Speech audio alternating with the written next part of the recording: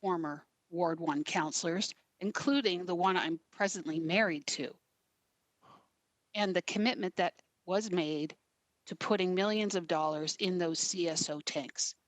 So if the councillor has some intelligible thing to say, perhaps he can say it more clearly in context. Thank you. Thank you. And, Councillor Whitehead, I'm a little loath to do it back and forth here. So you've had yours. Councillor Wilson has made her comments. Can we leave it at that? And maybe you have a private conversation on this. I can't hear you. She spoke twice. She spoke twice. Once on the topic in general, and now once specifically. Well, I've already spoke to the topic once. Okay. So let's be brief on this one and let's move on. Mr. Mayor, I am trying to establish that there's a legacy issue that is resulted in that water course being in the state it is in. I'm also stating that there's been a lot done by councillors, and I think our staff's already acknowledged the waterway has been improved much greater than it was prior to the CSO tanks being established. It wasn't a criticism. It was a recognition. Thank you. Okay. Thank you. I have a mover and a seconder on this, receiving this document. The mover was Councillor Ferguson, seconder Councillor Marula, as I recall it. I'm going to go to a vote now on receiving the document, and it will be referred to the province. It will be referred to the province of Ontario. So vote called now. To receive, in favor or opposed, and submit.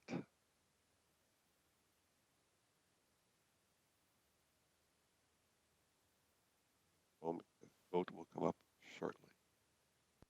There it is.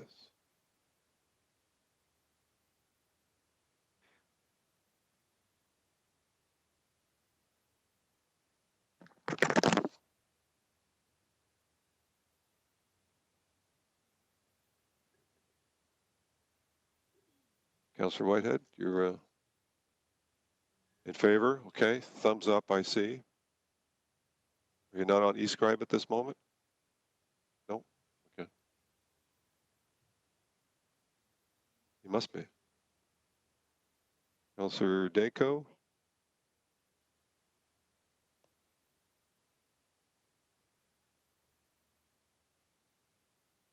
Okay, and that's approved. 14 to 1 and 1 absent. Thank you.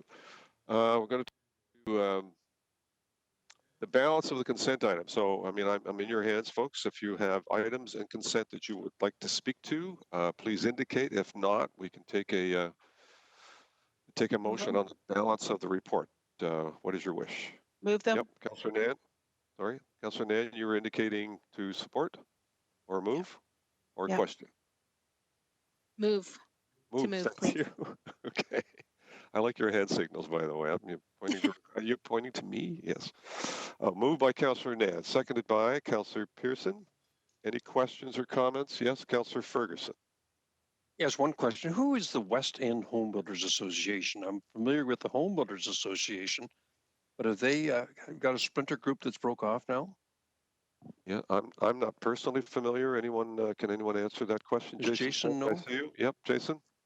Yes, through you, Mr. Mayor. It is the same organization. The Hamilton Halton Home Builders Association renamed and rebranded themselves a few weeks ago as the West End Home Builders Association. How do they come up with that name? West End of what? I believe it refers to the West End of the GTA. Okay. And I would say it was an interesting rebranding exercise, and part of it was around the notion of we, as in the word we, and it was really part of the work the association's doing around increasing diversity, promoting women in trades and women in the industry, I think was part of the rebranding exercise they went through. So unfortunately, I believe they launched it just days before the COVID issue struck. So I expect we'll hear more about the rebranding initiative in the coming weeks. Okay, thank you. Thank you. So on the balance of the consent items, that's all of them now, moved and seconded. All in favor? Or opposed?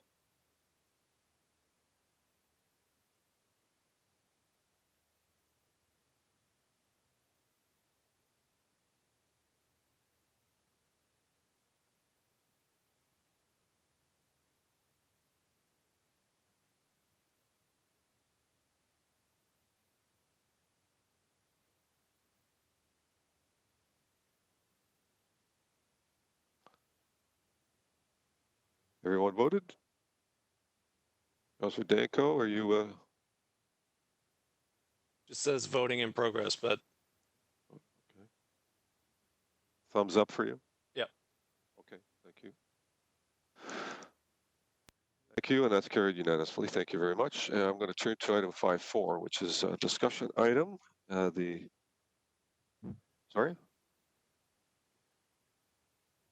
I thought we did all of, public hearing, sorry. Is that not part of the consent? I'm with you. So, okay, 5.2A, public hearings and written delegation comments on that. This is again the West End home builders. So we need a motion to receive those delegations. Motion, Councillor Partridge, seconded by Councillor Pearson. Any comments? Hearing none. All in favor?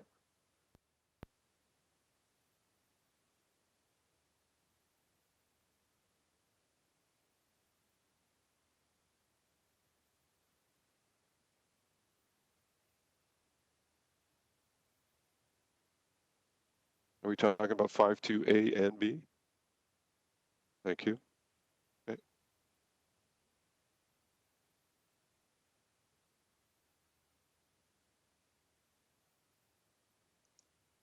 And that's carried as well. Thank you. So we're rightfully now at item 5.4, water customer attachment billing policy. I'm going to turn to either Mike Sigarik or John Savoya, I think, that to do a brief overview, and then we'll go to any questions and then recommendation. Mike?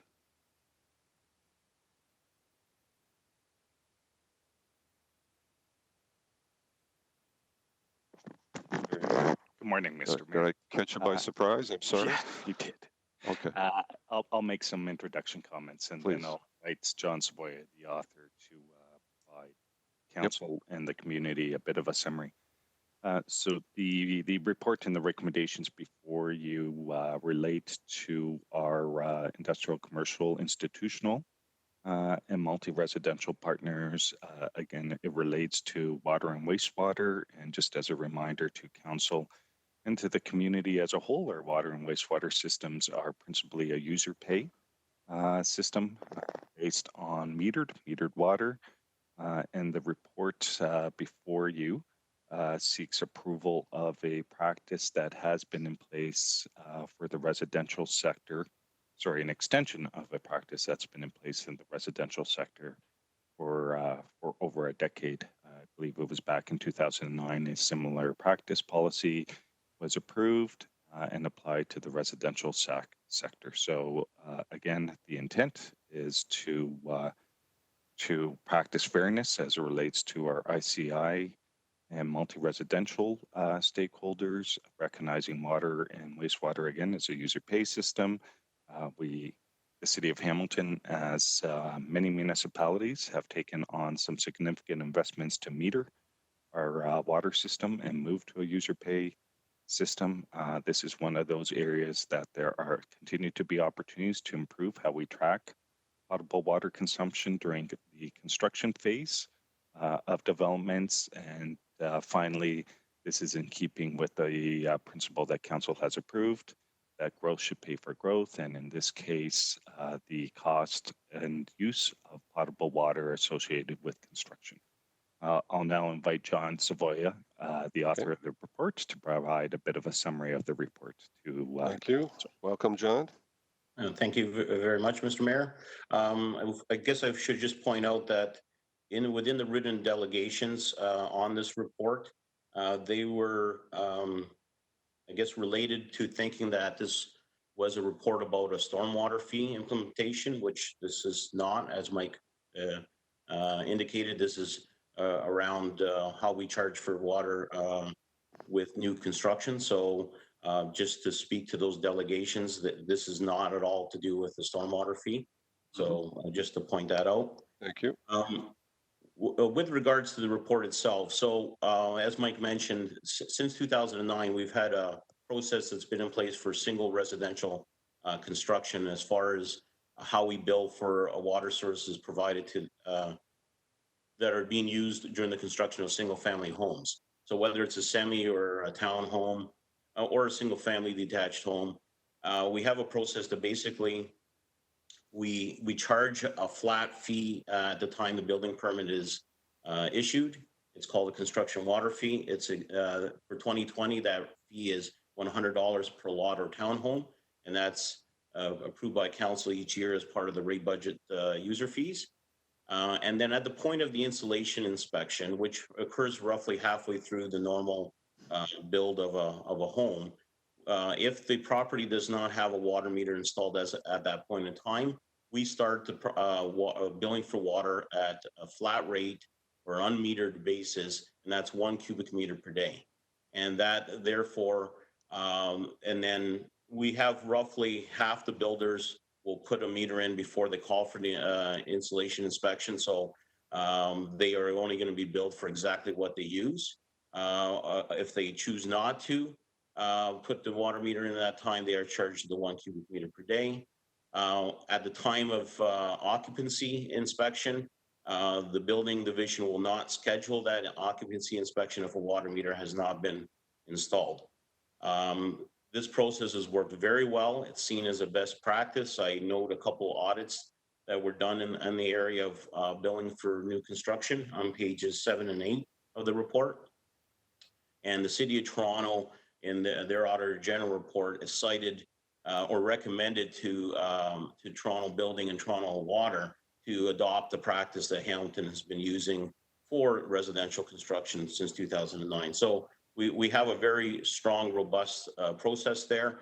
It's now being documented within this policy that's before you. But I can't say the same thing has happened with industrial, commercial, institutional, or ICI and multi-residential. The process there is we do charge a construction water fee. It is the fees themselves are found on page 5 of the report. We charge for multi-residential just under $50 per unit, and the ICI it's a $32.80 per 1,000 square feet. The trouble with that is that it's so varied, the amount of water being used during ICI and multi-res construction. So it's not a very good way to start to charge for water. And then there is no process when we start utilizing an unmetered or flat rate basis. So we are dependent upon the developer to put the meter in at some point during construction.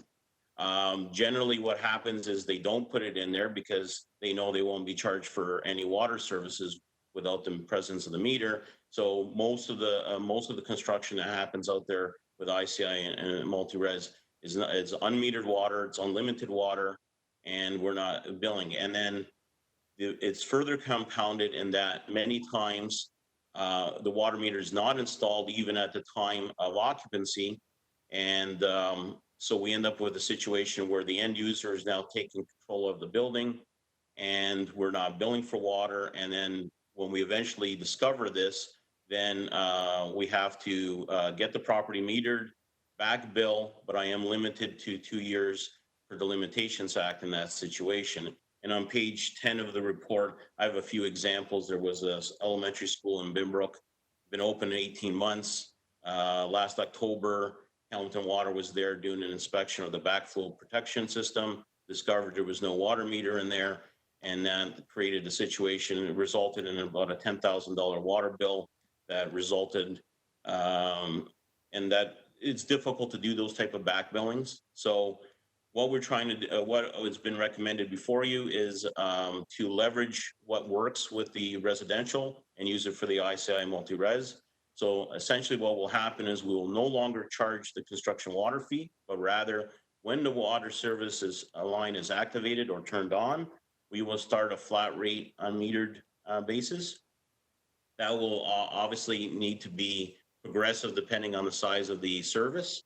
And those fees are found on page 9 of the staff report that's in front of you. Then what will happen is, so the builder will have the option, if they're not using water at that time, they can call the city and have the water shut off. So if they are not going to be using the water, they won't be charged for anything. So they have control at that point. And then when it reaches the plumbing inspection stage, that's when it's very reasonable to expect a water meter to be installed, and we will triple the unmetered rate to get those water meters in there. What we generally would do in that situation is we would advise the builders that we're starting them on triple. Has joined the meeting. And if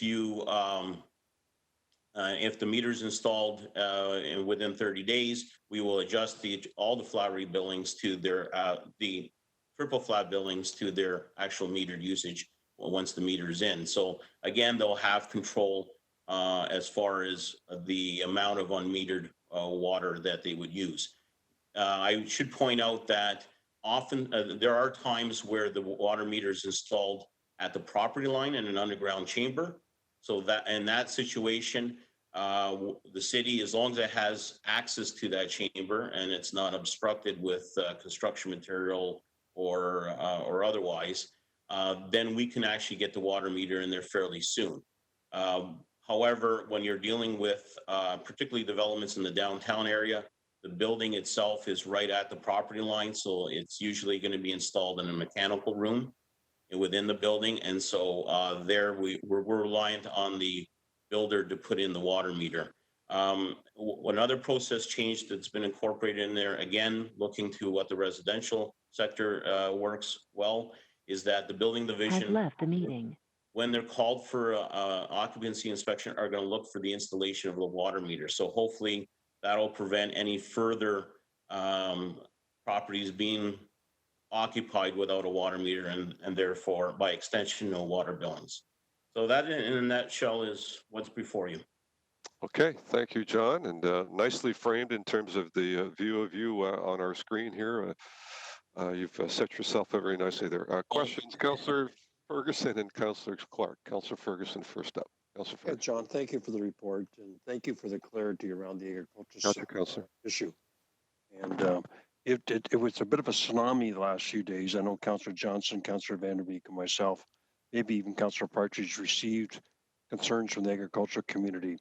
And it seems to stem around a notice that was in the Hamilton Spectator that referenced storm drainage, and listed there could be charges, and it especially noted agriculture, which put their antennas right up. Have you seen a notice that referenced storm drainage that went in the Spectator for a debate today? And one that also mentioned agriculture? Through the chair, because this report will touch upon fees and charges, or actually not new fees or charges, but just how we charge them. It is subject to the city's public notification bylaw, and as such, an ad was placed in the Hamilton Spectator on April 11th. But what it says is that the City of Hamilton's council meeting will be considering a report respecting a new policy for the commencement of water and wastewater / storm fees and charges associated with new development construction. That's there it is, storm fee charges. I guess that's what caught their attention. Caught their attention, yes. You know, the farms have hundreds of acres now. A lot of storm water can run off them, and they were quite concerned about this. Why did you mention the stormwater side in that notice? Well, we describe our wastewater, we describe our treatment fee, which is the variable charge for on the wastewater side, as a wastewater / storm. Because again, earlier, we know that much of our wastewater system is combined, so it's both wastewater and storm in there. So we are actually in fact, with those treatment fees, funding the treatment of both wastewater and stormwater. So that's the way it actually reads on the electric water bill. It's called a wastewater / storm treatment fee. So that's what it is. It's not a dedicated storm fee structure that's was discussed last fall. So it's not related to the delegation's intent. Okay, because the way I interpret it and the way I tried to explain it after reading the report was that it does not affect agriculture at all unless they're connected to a city water somehow. And the intent here is to get water meters and more consumers of city water. Did I interpret that properly? So through the chair, it is related to new construction, whether it's, but it has to be connected to the city's municipal water system. So if there was actual construction at a farm and they're connected to the city's water system, they would be subject to the same fees as anyone else, but it's not a dedicated storm fee. So it is really, the intent is we're trying to dramatically reduce the amount of unmetered water that occurs, particularly at with new construction. So we are trying to get the water meters installed early on in the construction phase. Okay, thanks for that clarity. That's all, Mr. Mayor. Thank you. Councillor Clark. Thank you, Mr. Mayor. So on the same point as Councillor Ferguson, I guess the question that I had with regards to the ad is I noted that it did not indicate institutional, commercial, and industrial. Through the chair, this report is not just about ICI and multi-res. It does document the residential process in there. So Appendix A has the policy. There are two major types of development. There is the single family residential, and then there's the multi-res and ICI. So both are documented in the policy. So it is really around, the policy itself speaks to how we start billings for all new development or all new construction projects. Okay, I'll let that one go. The other question I have, and I fully support the policy, Mr. Mayor, and what's before us. It's important that we go through this process. My question is, how are we going to educate the multi-residential developers in the ICI? So how are we going to bring it to their attention that this is the new policy? So through Mr. Mayor, Appendix B of the attached to the report is a handout that will be attached to the water meter permit by growth management staff. So when they obtain that permit, along with their water sewer servicing permits, they will be given this attachment. I've also developed an FAQ that will also accompany this will accompany the water meter permit. This is very similar to what we utilized 10 years ago. In 2009, we had the building division who issued the residential servicing permits. They were attaching a similar one. So Appendix C of the report provides what a residential builder would have. So it outlines the process. What I'm further going to do with recommendation C of the report, I'm going to have probably through Electra, we'll issue a letter to the affected property owners indicating that that they need to get a water meter in there, or otherwise they will be put on unmetered rates. So there's going to be a number of mechanisms through which we're going to try to reach out.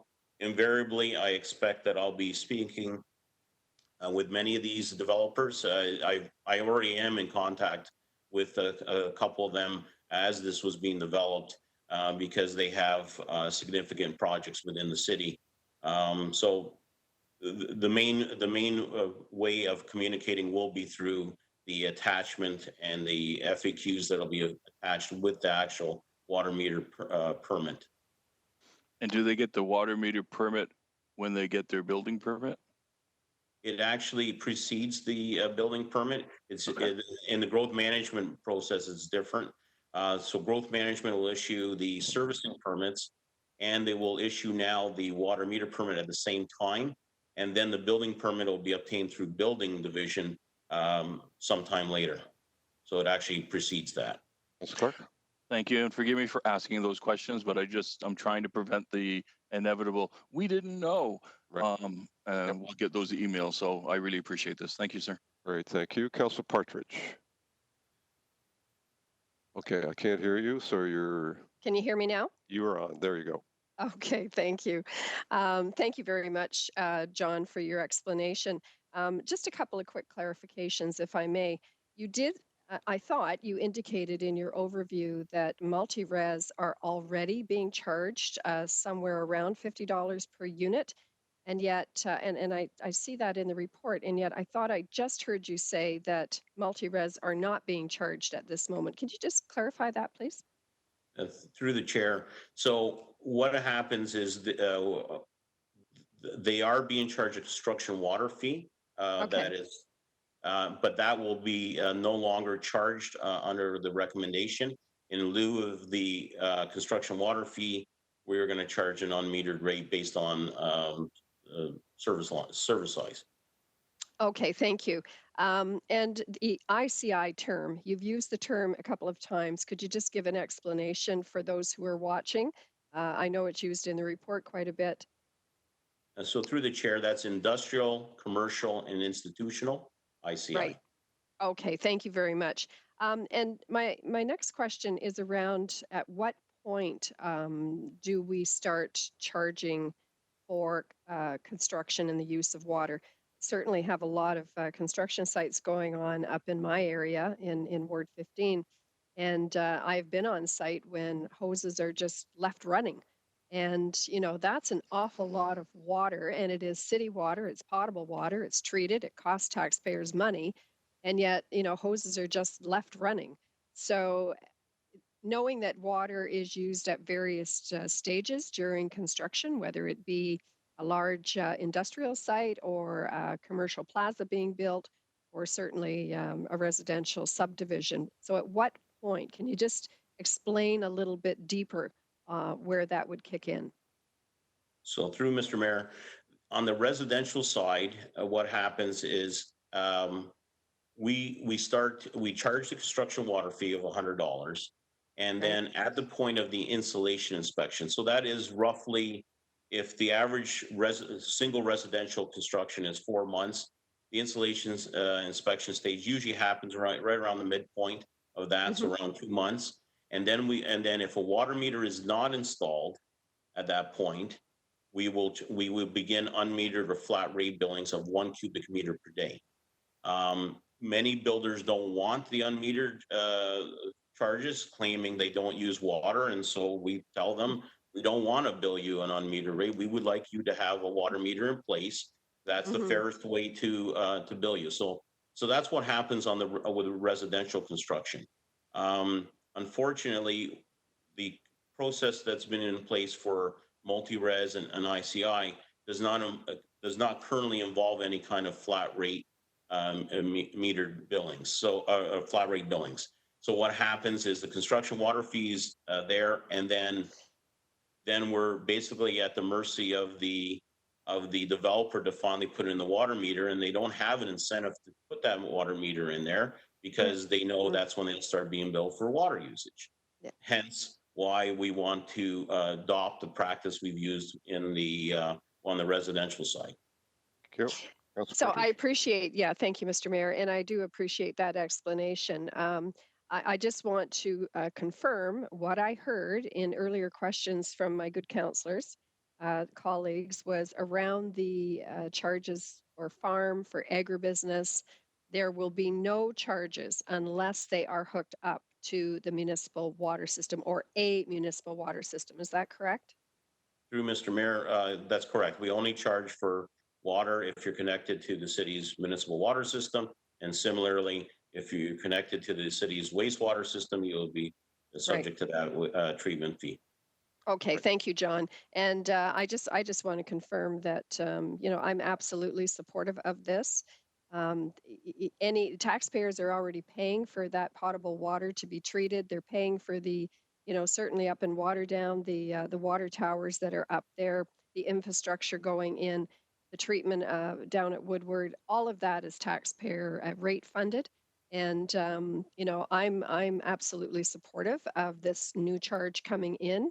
I think it's, you know, it certainly makes sense, and it's just good business to do this, although you will get pushback, and I know we will all get the phone calls. But I think the industry knows me well. I'm very firm on, you know, making sure that our taxpayers, their backs are covered. So I am supportive of it. I am not supportive of the West End Home Builders Association, I think they're called now.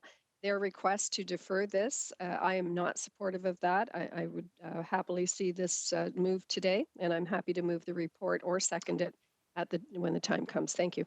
Okay, thank you. Councillor Clark, did I see you indicate earlier? I saw a wave, but I wasn't sure if you were wanting to speak. No, I'm fine. I was just Thank you. I was just being expressive. Okay, thank you. I've got Councillors Pearson and Johnson I've indicated. So Councillor Pearson. Thank you, Mr. Mayor. And then Johnson. And you can hear me, good. Yeah. Mr. Mayor, thank you. And to John for the information, I appreciate. I am very supportive. It is fair to all users. I just want to touch on what Councillor Clark questioned, and that's the process for making sure the industry or all of the builders, developers are aware. So you mentioned your FAQ sheet and you mentioned the form that's going to be provided. Are we going to highlight information, flag it, tag it? Because I know back in when we did this in 2009 for residential, there were some issues. If you could just clarify. So through the chair, your recollection is correct. We had some challenges in 2009. You, as a member of the audit committee, you know we had a delegation a couple of years ago around that note, around that attachment. Yep. So what you see in Appendix B or C, I should say, is actually an improved version of what was used for residential, because we did hear loud and clear that it wasn't maybe the most user-friendly attachment. So we built the one for the multi-resident ICI off of the good work that Hamilton Water Community Outreach helped me with the attachment. It will be with the actual water meter permit. So that's different than the residential, because the water meter fee is incorporated within all the other building permit fees. So in the case of growth of the larger development, there is a separate permit that's just for water meter installations. So it's very, I guess, unique, but also helpful that it is a separate permit, and it's going to go in there before the build actually occurs. I guess beyond that, there will be a much smaller base of developers in the case of this. So the volume is substantially different between the two sectors. So I anticipate that, and I encourage if any councillors get any feedback or questions on this, please direct them my way. I'm more than happy to have the conversations with the developers. We certainly, I recognize what their arguments will be. I went through it 10 years ago with the residential builders. So, I mean, certainly their preference would be not to have to pay anything. But good to have, I guess the other memories. Yeah. The other thing I should point out is that the city of Chicago, when they did an audit there on page 8 of the report in 2015, they actually directed that they will not provide water services unless the water meter is installed first.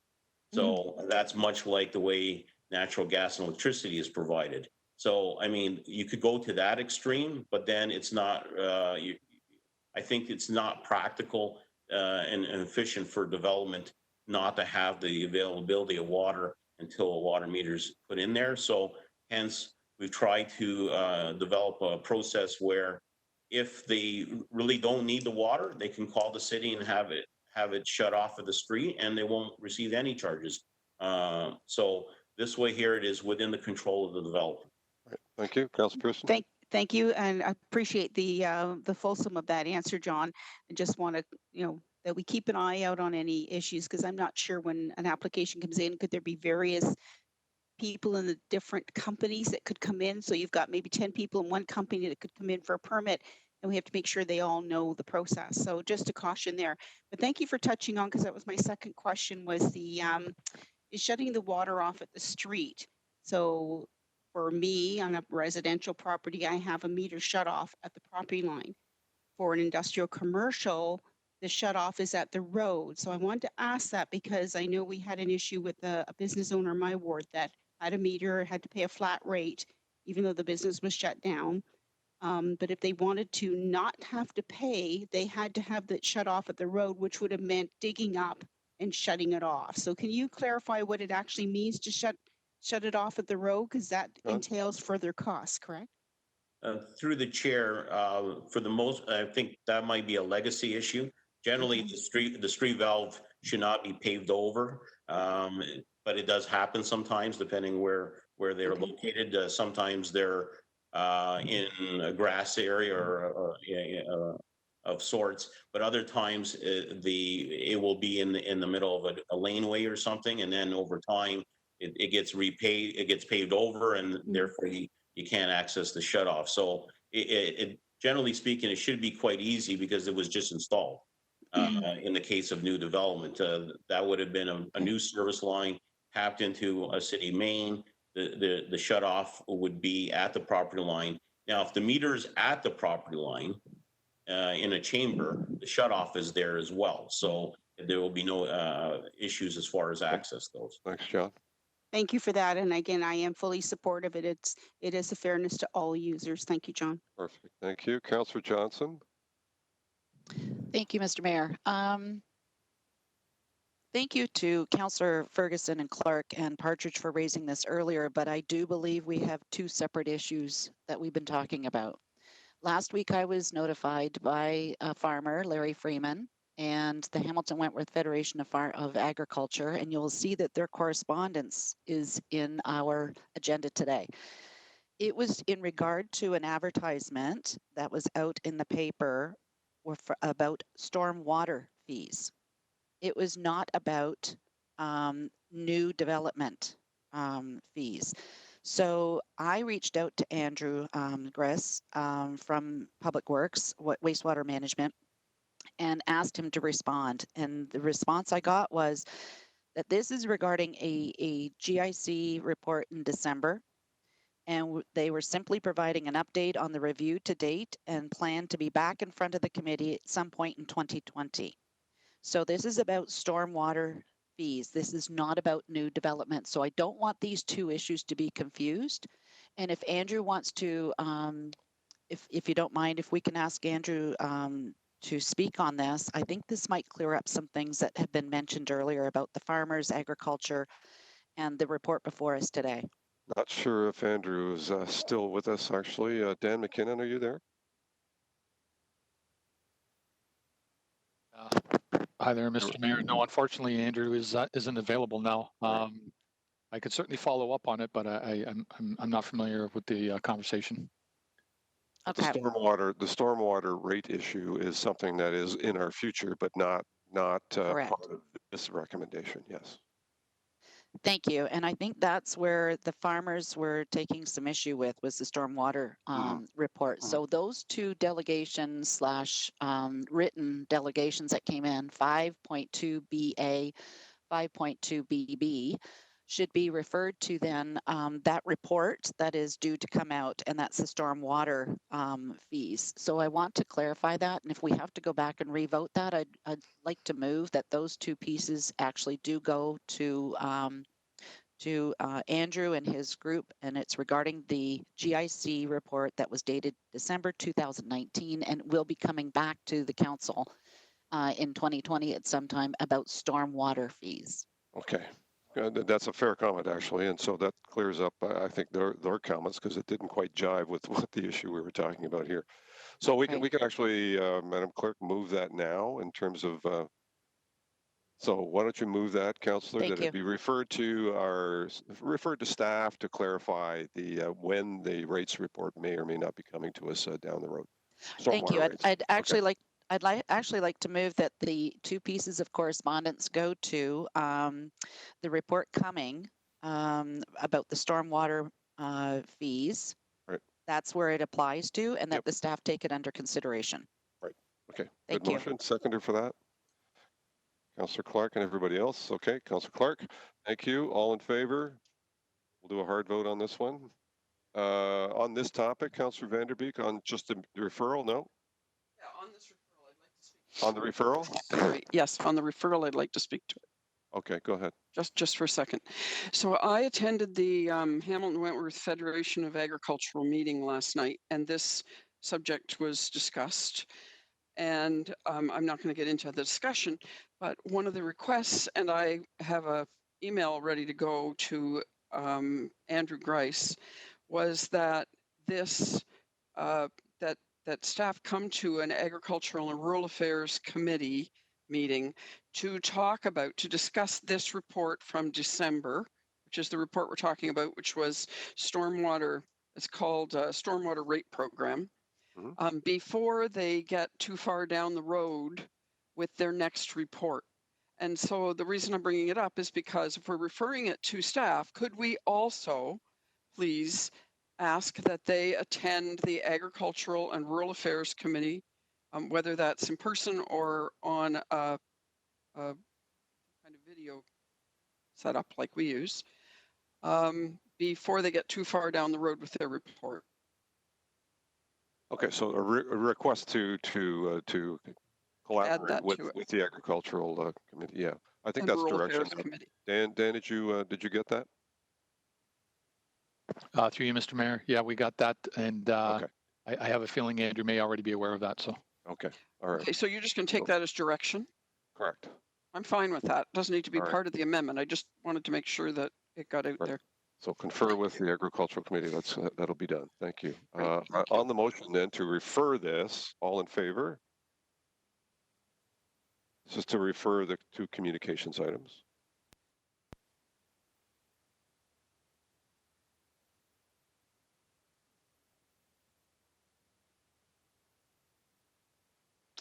Should be coming up shortly. Coming up now.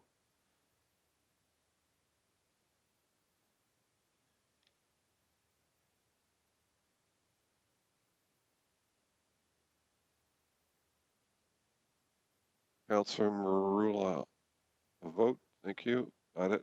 All good. Thank you. That's carried as well. And back to the main motion, which is on 54A, which is the development charges. Thanks, John Savoy, for all of your very thorough information and thorough report. I had a mover and a second. I don't recall who they were. But vote. Councilor Partridge, a question? You're waving? Yes, please. Yes, go ahead.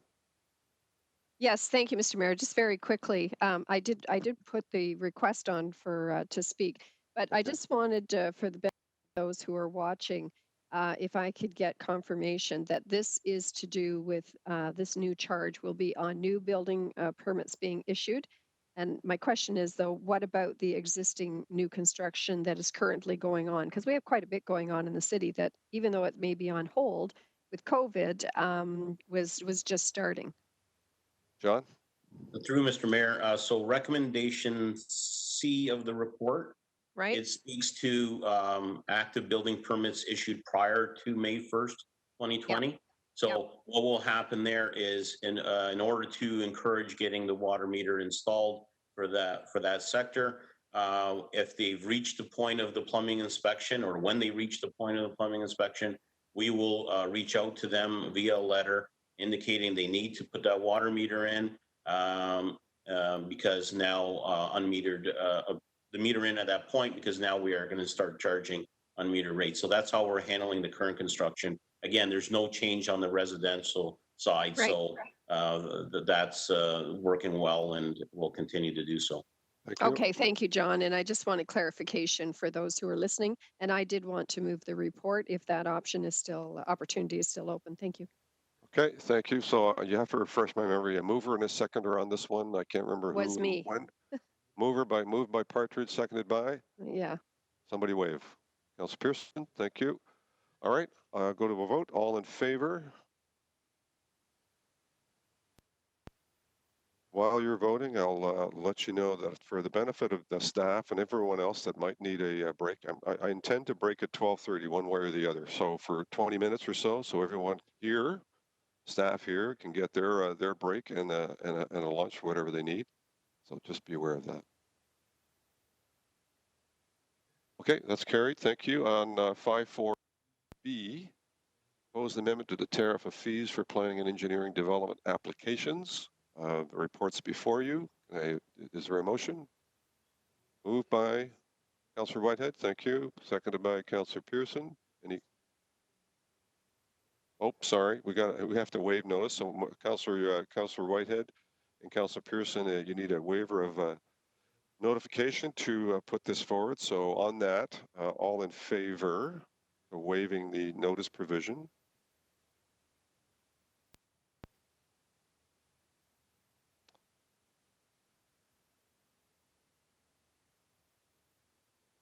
And I thank you for that vote. We're all in. Councillor Pauls. It. Councillor Clark. Yep. Thumbs up. Yep. I voted. Thank you.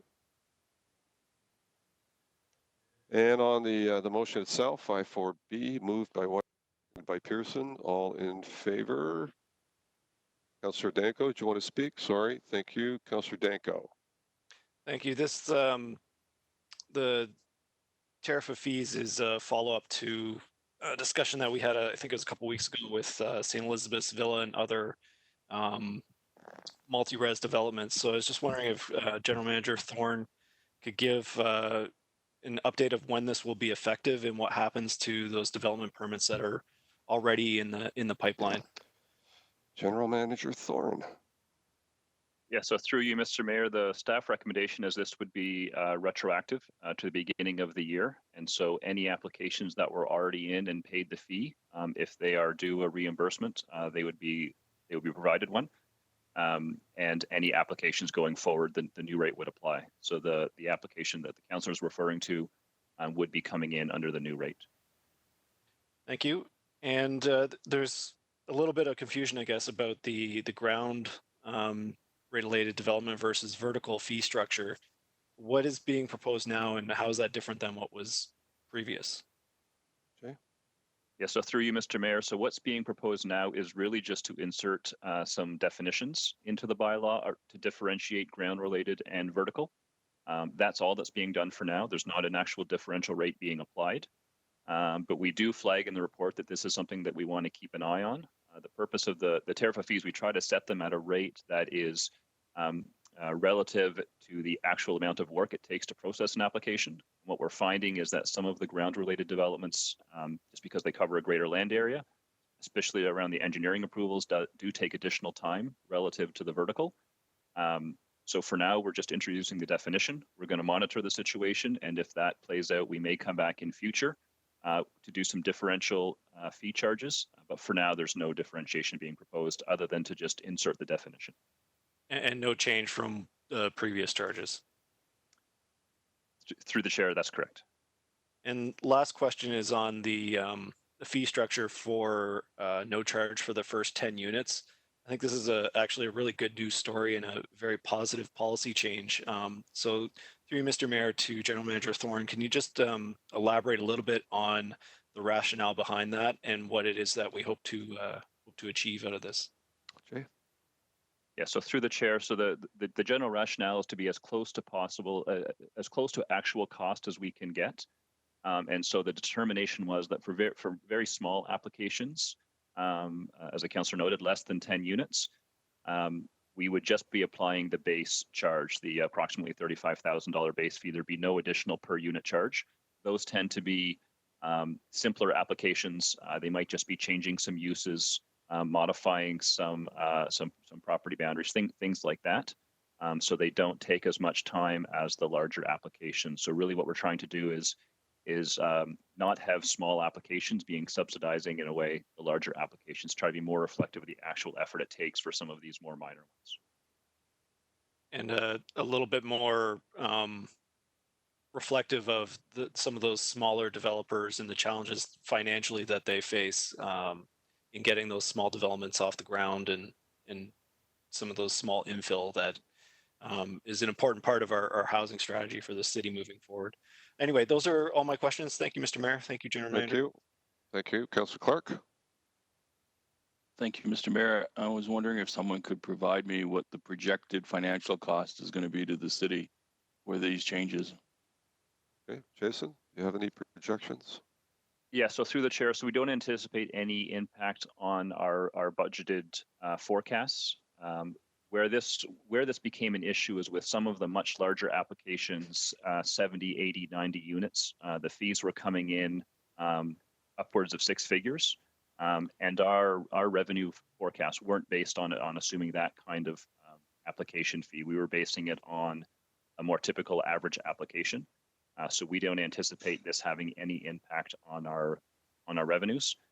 There's approximately a dozen or so applications that have come in since the beginning of the year that may be entitled to a reimbursement of costs. Those costs are sitting in the development fee stabilization reserve is where we put those fees. And for the most part, they are smaller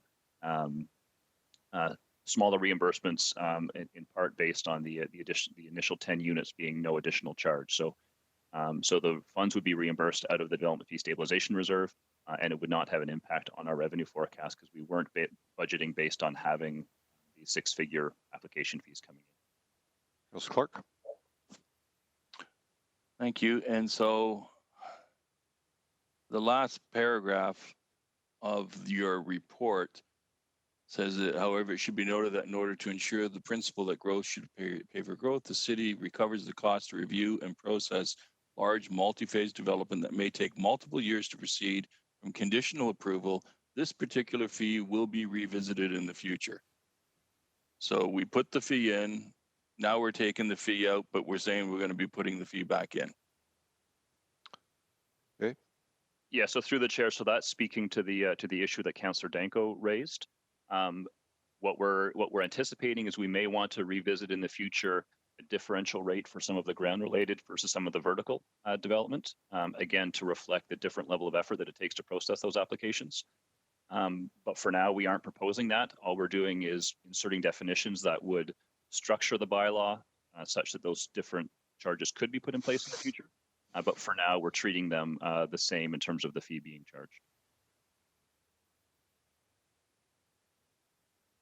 Councilor Clark. Okay, so we approved these fees and there was pushback on the fees, and now we're changing the fees, but we're indicating in the report we're going to revisit them in the future. Do I have that right? Through the chair, that's correct, specifically with regard to the difference between some of the ground-related and vertical development. At this point, I think we'd like to see a few more of the application types. We'd like to do the way we establish the fees that are in the bylaw today were based on doing actual cost accounting of the amount of time staff were spending on different applications. So we want a bit of time to actually look and see if we can justify a different charge based on the actual time being spent. I think what we're saying in this report is our early indications are that that may be warranted based on what we've seen so far, but we want to have a bit more experience with the new bylaw and then see if there is a justification and a need for a differential price. So is there, Mr. Mayor, not to belabor it, but is there an exact number of applicants who objected to these fees and requested some form of appeal or change? Jason? Through the chair, I don't have an exact number who specifically objected to the fee. We just did hear as the fees were brought in to full cost recovery at the beginning of the year. We did start to hear some individual applications. The one that was brought up earlier was around St. Elizabeth's Village, that they were concerned with what that fee calculation was because there was no upward cap on the charge for larger developments. So like I said, we've had about a dozen or so that have come in. Some have specifically expressed a concern, some have not.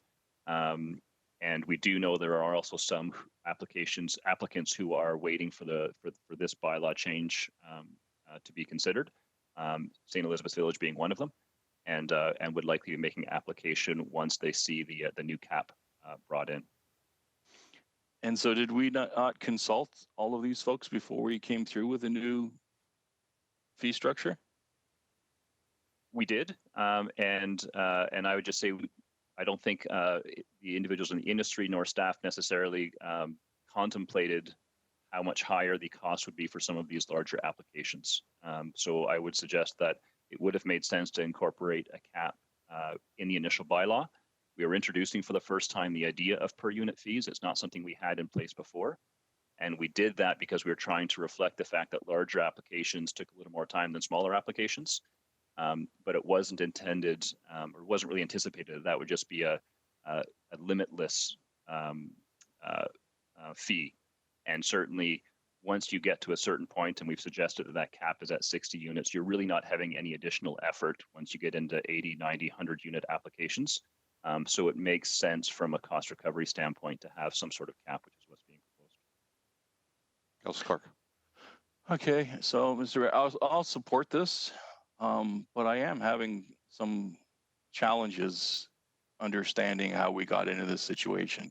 So if we've consulted the industry prior to making the fee changes and indicated what those fee changes were, then we approved it.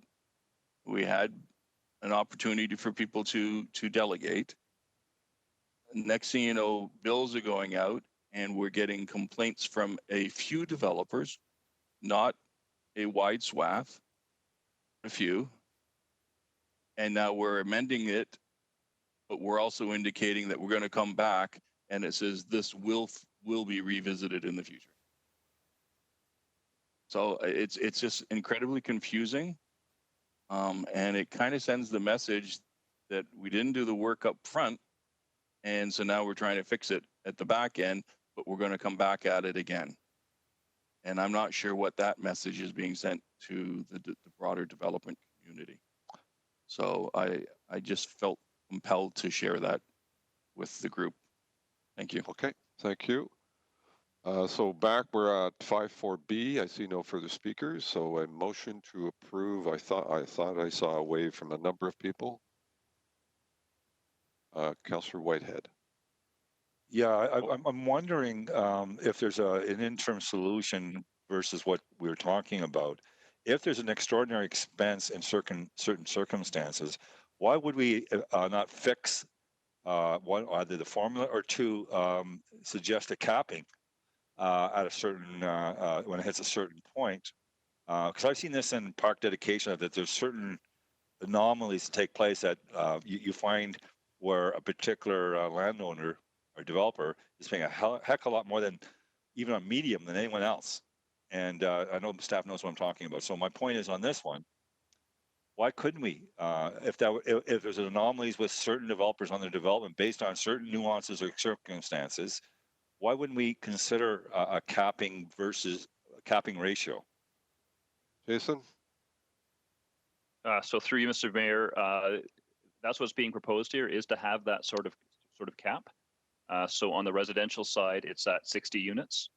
And on the non-residential side, the proposal is at 5,000 square meters. So the additional per unit charge for the residential is just over $500 to a cap of 60 units. Once you get beyond that 60 units, staff's determination is that there's really not that much additional work that's involved to justify continuing to have that fee go up and up and up. And on the residential side, same thing.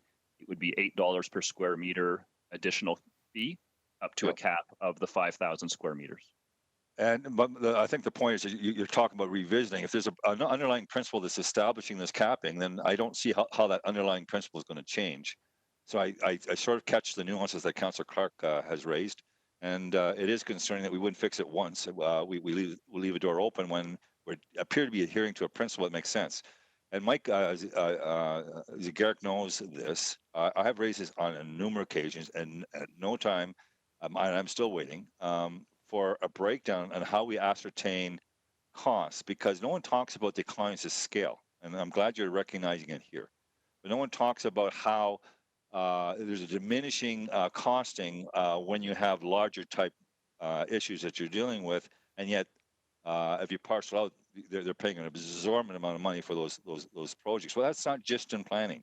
So I would hope that at some point we have a better understanding how we accommodate the economies of scale on our receiving full costs, because it is concerning that we're probably making profits on something we shouldn't make profits on. Thank you. Okay, thank you. Mover and a seconder. Moved by Pearson, seconded by Whitehead. Thank you. Okay, and we'll go to the vote on that one now. So on 5.4b, all in favor or opposed? And submit.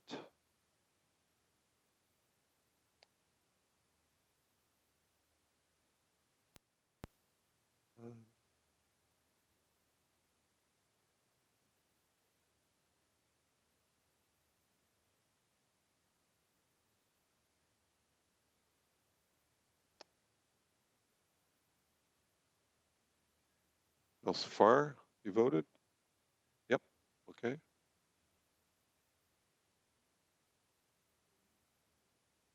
Hit submit. Oh, sorry, a little delay. All good. Thank you. Carried. Thank you. On item 5C, which is the Enbridge Gas to construct application for the 2021 Dawn to Parkway Extension and Integrated Resource Planning proposal. I've got Councillor Danko. You have a motion, Councillor. Do you want to put your alternate motion forward? Go ahead. Thank you, Mr. Mayor. So this is a recommendation from staff. If council recall, when this originally came forward, the recommendation was that we would give up our intervener status at the hearing. Subsequently, staff have reviewed the file, I guess, and would prefer that we, as a city, maintain our intervener status. Maybe Guy or Alvin or somebody could explain specifically why. But this amending motion is just to change the report that we maintain our intervener status at the hearing. Right, as recommended by staff. Yeah. Okay, thank you. Councillor Whitehead. Can't hear you, sir. Can you hear me now? I hear you now. Thank you. So it's always been my understanding that staff supported intervener status. So unless I was away for a little bit with my mom issue, and which is getting worse, not better. And that's why I apologize for coming a little bit late this morning. But I thought that staff was always supportive of us having intervener status. So I'm trying to clear understand why we need a new motion when that was always a position. Well, that hasn't been the case, and that's what we're making it the case today. Okay, so something changed. Okay, thank you. I just need clarification. Okay. Thank you. Councillor Clark. Yeah, I just want to thank staff for drafting the motion in the manner they did, because the original issue that came up when we were talking about maintaining intervener status was the potential cost to the municipality. And myself and others argued that we don't have to call outside consultants. We don't need to retain outside lawyers. Maintaining the intervener status gives us that opportunity to monitor and file interrogatories if we need to. But we don't need to go beyond that unless we need to do that. So the decision is always with council, and this motion clarifies it completely, that we're really just monitoring this hearing to see what happens. And I appreciate staff's wording in the manner that they did. Thank you. Great, thank you. Councillor Partridge. Mayor, I just wanted to confirm the report recommends that we keep our intervener status, which I fully support. I'm not quite sure what the other good councillor's motion is for. It sounds like it's the exact same thing. So I just, to put that into effect? But we're voting on the report, which recommends that, right? No, we're voting on the motion to recommend that we maintain our intervener status. That's right. That's the motion that's before you. Okay, thank you. I support it. Yep. Okay. Everyone good? Thank you. I will call the vote on that. So moved by Danko, seconded by Councillor Ned. Thank you. All in favor or opposed?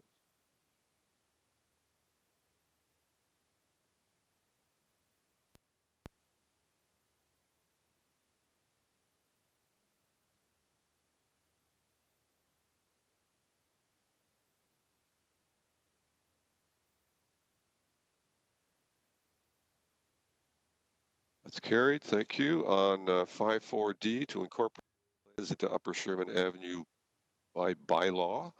Any comments or questions on it? Sorry.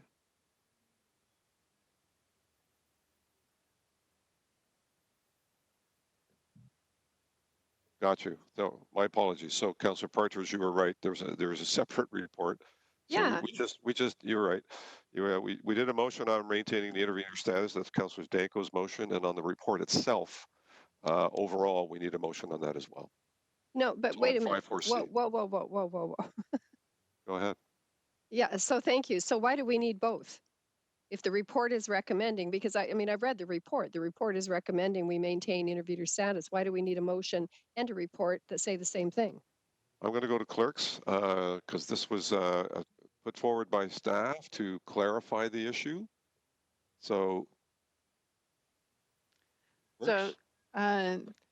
through you, Mr. Mayor, as the General Issues Committee on February 7th and February 19th deferred the consideration of subsection A of the initial report PED 20053, we have to delete that section to bring forward the actual motion in the new report, which is PED 20053A. So it's just taking care of a deferral. So that's what the Councillor Danko's motion was. It was a housekeeping matter. So now we have to deal with the recommendations in report PED 20053. Okay, thank you. It would be helpful if it just said, somebody had just said it was a housekeeping issue in the motion, that would have cleared it up. And So that's I think on me. That's on me because there is a preamble that I should have read, which Janet just did, that I yes. forgot to do. And so my apologies for that, because that would have probably cleared up the issue front and center. So Yeah, well, thank you, on me. Mr. I mean, I'm shocked. I'm absolutely shocked. So, And but appalled. thank Yes. you. Yes, and appalled. But All as long right, as there is no cost to the taxpayers, no. because we had a great deal of time spent debating that. The intervener status, yes, for the reasons that Councillor Clark indicated, but there will be no outside expertise hired, no outside lawyers, and no money spent in terms of the intervener status. I just want to confirm that.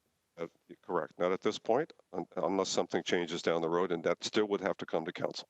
Yes, thank you. Thank you, Mr. Okay. Mayor. I'm supportive. Thank you. On 5.4C then, the report as a whole, a mover and a seconder, moved by you, Councillor Clark, seconded by Councillor Ferguson. All in favor?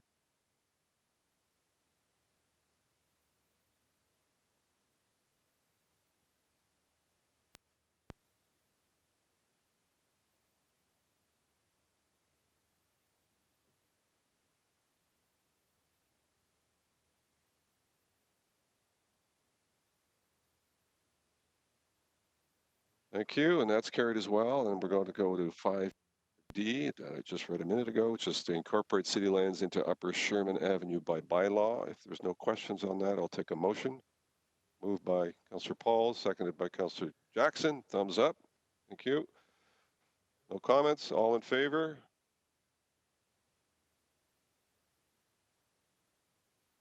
Or opposed?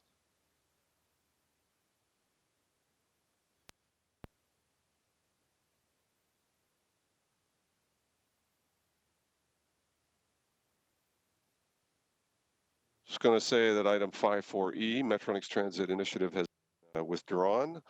I'm going to suggest that we take this break now, because I know that 5.4.1 may generate a number of questions, and 5.4G would likely do the same. So in fairness to all, let's take that 20-minute break. So let's say quarter to one, back here to finish the balance of the agenda.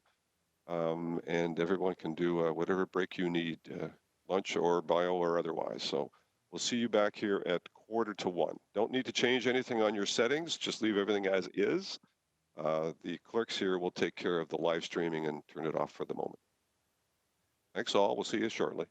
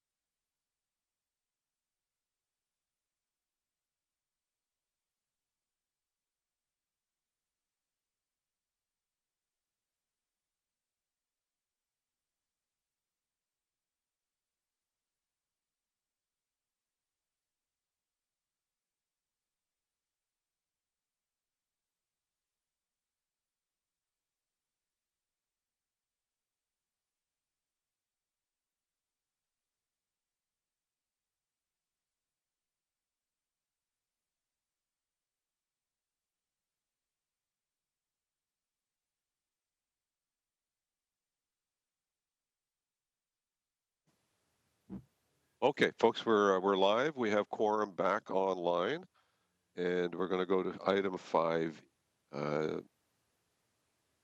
J? No, 5F, sorry. Tax rate and operating budget. My short range vision is gone. Tax rate and operating budget variance report as of December 31st. I have Mike Sigaric. We'll do a quick overview. The report is reasonably self-explanatory, but Mike, I'm assuming you're there, or I'm hoping. I am. Thank you, Mr. Mayor. Mike, and floor is yours. Thank you. Thanks for the report. Thank you. Thank you, and good afternoon now to good afternoon. all of council.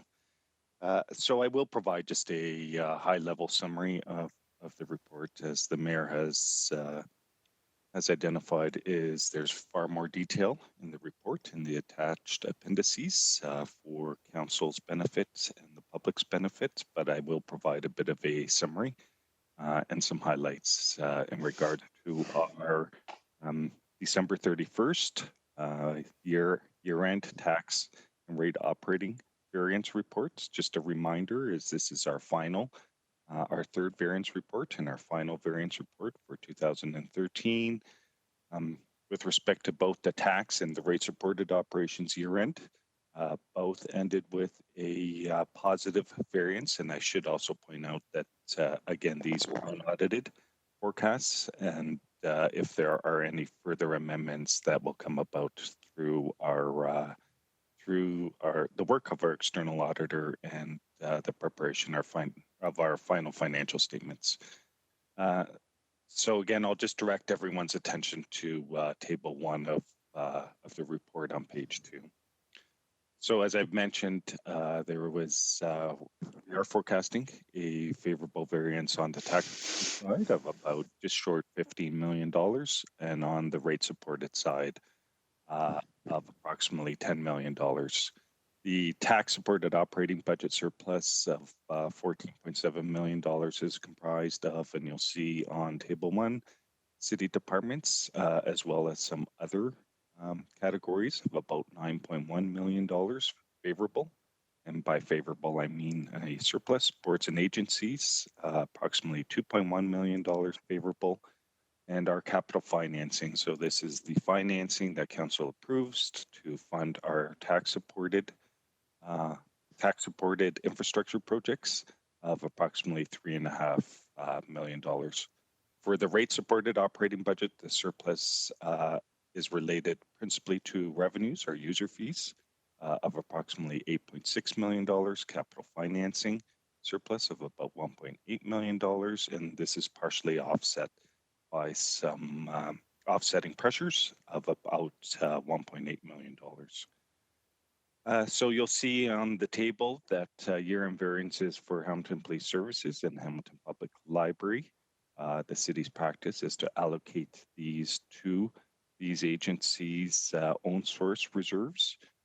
These agencies have council approved policies. So in the case of Hamilton Police Services, you'll see on table 2, the forecasted year-end variance is favorable by about $1.4 million. That would be applied to Hamilton Police Services tax stabilization reserve. They have their own tax stabilization reserve. And I understand that the board has applied some of this funding towards the Pride investigation that was approved in 2019. As well as towards some capital financing for vehicles. So again, there are some pre-commitments to their tax stabilization reserve.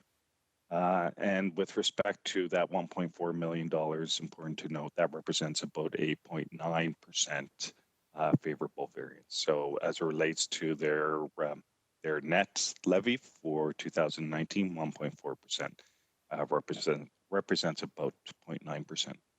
In the case of Hamilton Public Library, you'll see that they had a year-end favorable surplus of about $700,000, and that represents about 2.3% of their approved 2019 levy. So again, working down that table, you'll see a reference to capital financing. There's capital financing savings of approximately $3.5 million.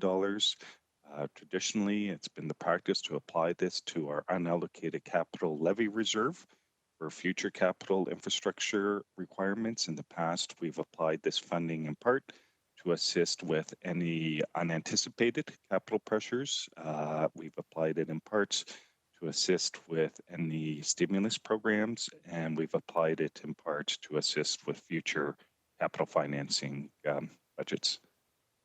Again, you'll see on the table that the Flamborough slot revenue surplus of approximately $456 million is being recommended to be transferred to the Flamborough Capital Reserve Fund. This is in alignment with a motion that was approved by Council in 2012 that any royalties owned above what is budgeted are applied to the Flamborough Capital Reserve Fund. With respect to Hamilton Entertainment Facilities, you'll note a deficit of about $200,000 related to facility charges capital to be funded from the Hamilton Entertainment Facilities Capital Projects Reserve, which has a 2019 balance of about $1 million. So that would reduce the current balance of $1 million by about $200,000. Similarly, Hamilton Farmers Market had a unfavorable year-end variance of about $54,000, and similar to earlier item, staff are recommending that that be funded from the Farmers Market Reserve, which has a 2019 reserve balance of about $121,000. So again, staff are recommending that both of those unfavorable variances be funded from their respective reserves. The remainder of the tax-supported operating surplus of about $8.9 million is recommended to be transferred to our tax stabilization reserve. And just as a reminder for council and for the benefit of the community, municipalities have tax stabilization reserves to help fund any unforeseen circumstances or events, or also to fund any potential one-time costs that do not represent ongoing commitments to municipalities. So for instance, as it relates to tax stabilization reserve, it could potentially be an essential component to our financial plans to help offset the COVID-19 pandemic. The balance in the tax stabilization reserve will be approximately $20.5 million, inclusive of the recommendation to transfer the $8.9 million. I recognize the report makes reference to $23 million. I just want to note that the $23 million is exclusive of the transfers related to Hamilton Police Services and Public Library. Netting off those transfers, that should bring our tax stabilization reserve to about $20.5 million. And I appreciate that's a significant value or amount of funding. However, it is below council's approved target of $43 million. As well, just a reminder for council, benefit of the community. As I mentioned previously, these reserves tend to be used to help fund unforeseen circumstances or one-time investments. And through the 2020 budget process, council did approve leveraging this reserve for our year 5 contribution to the 10-year transit strategy of about $990,000, as well as one-time funding of $400,000 for Hamilton Paramedic Services because of a lag in provincial funding related to enhancements in paramedic services. So just switching gears slightly to the rate supported operating budget variance, and by rate supported, I mean our water, wastewater, storm budget process. The rate supported operating budget is reporting a forecast surplus of about $10.2 million. And as I mentioned previously, this is principally related to higher than forecast revenues on the water side of about $5.3 million and on the wastewater side of approximately $5 million. And you'll see in the reports that the city does have dedicated or separate reserves for our water, wastewater, storm program, and the recommendations of the reports include referring those surpluses to the appropriate reserves. So in the case of water, $5.3 million to our water reserve. In the case of wastewater, $5 million transferred to our wastewater reserve. I'll just spend a few minutes touching on some of the highlights within the city departments, as well as some of the non-departmental categories. As I mentioned previously, the overall surplus tax supported is about $14.7 million. And I appreciate again, that's a significant value, and it represents about 1.7% of our 2019 net levy.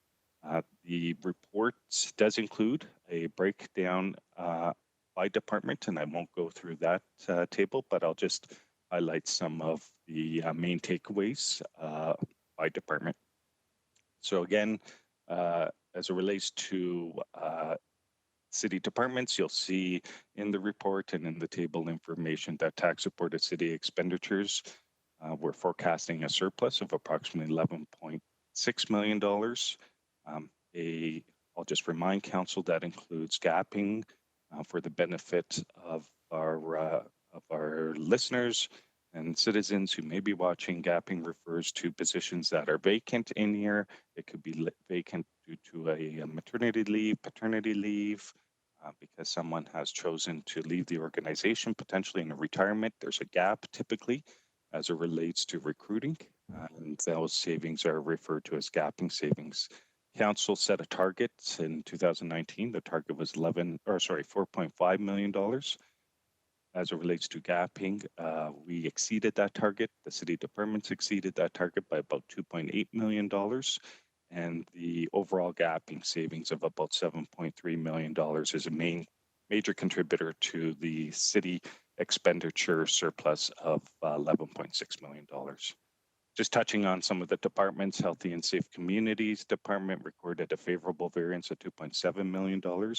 And as I just mentioned, that in part is attributed to some gapping savings. And it's also important to note that that $2.7 million is net of in-year approval for the Home for the Holidays $2 million program. So again, that $2 million program's been absorbed within the overall surplus, as well as the unbudgeted payment to Wesley Urban Ministries of $150,000.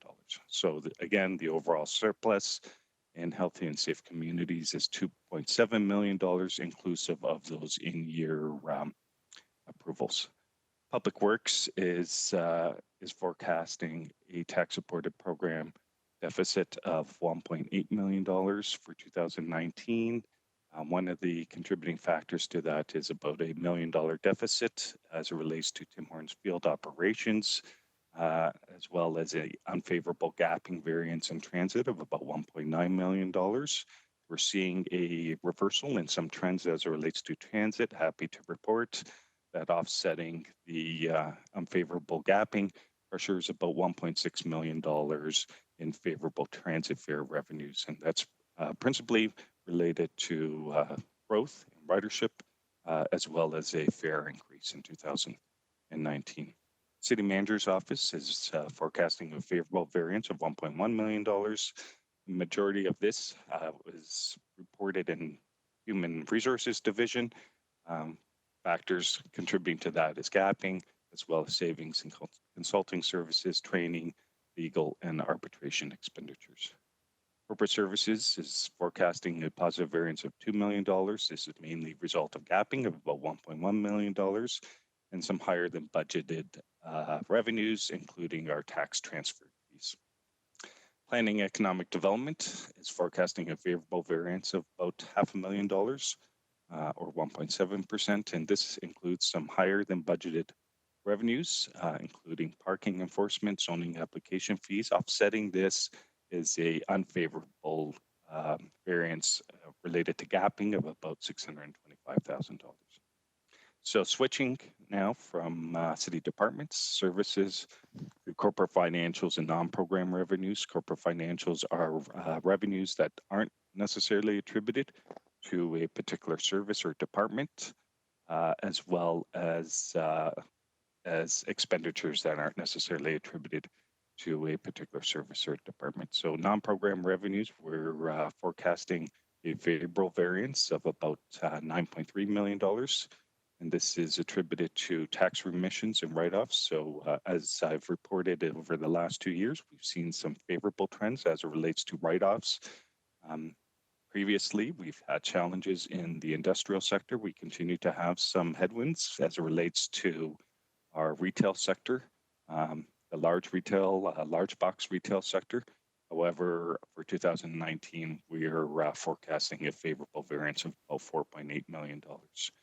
A also favorable variance in penalties and interest. This is revenues that the city realizes when property owners fall in arrears and are subject to penalty and interest, and our taxpayers will know of this term as it relates to the tax relief that actually council just approved some weeks ago in response to COVID-19. But for 2019, we had a favorable variance of about $1.5 million. As well as some additional favorable revenues and supplementary taxes of $1.4 million. Offsetting those favorable revenues, we are seeing, as we have over the last few years, is some challenges with respect to WSIB claims. You'll see in the report a pressure of about $3 million, an unfavorable variance in WSIB claims of about $3 million in 2019, and that represents both city departments and boards and agencies, principally city departments and Hamilton Police Services. Hamilton Police Services attributing to about $2 million of that $3 million pressure in 2019.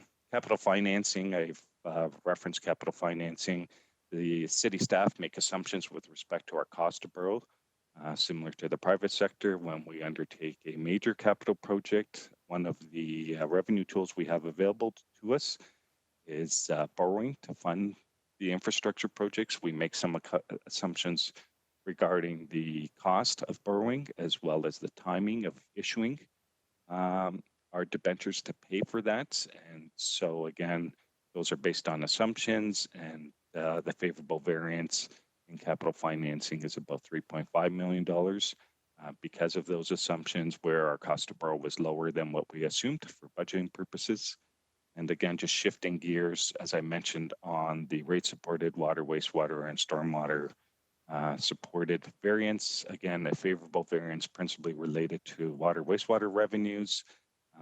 And of the water, wastewater revenues is revenue surplus of about $8.6 million due to growth of meter customer sectors, and a favorable variance of about $5.4 million on our industrial, commercial, institutional, and multi-residential sector. And finally, a $2.8 million favorable or about $2.6 million, favorable in the residential sector. So again, through you, Mr. Mayor, that's just a quick summary, a relatively quick summary of the highlights of the report. There's far more content in the reports, in the attached appendices. Happy to answer any questions councillors might have, and as well, I just invite the general managers to add content where appropriate. Thank you. And just to get the motion on the floor, I need a mover and a seconder, if I could. Moved by Nan, seconded by Ferguson. And I'll go to Councillor Wilson and then Councillor Clark on questions at this point. Councillor Wilson. Thank you, Mr. Mayor. I just have two small questions, Mike, to clarify for me, please. The Tim Horton Fields unfavorable variance of $1 million due to security costs. Can you explain that? Sorry, $675,000 in security costs. We're obliged to pay security costs for someone else's use?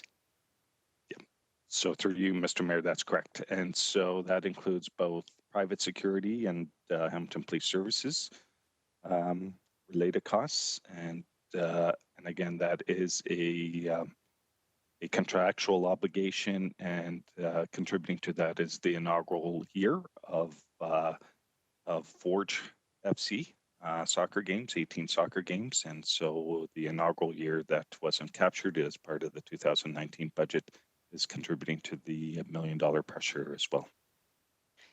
In that very same section, thank you, Mike, very same section of the report to you through the mayor, there's a sentence that reads, Public Works staff are reviewing the Tim Horton Field operational plan and will report back to council. Can you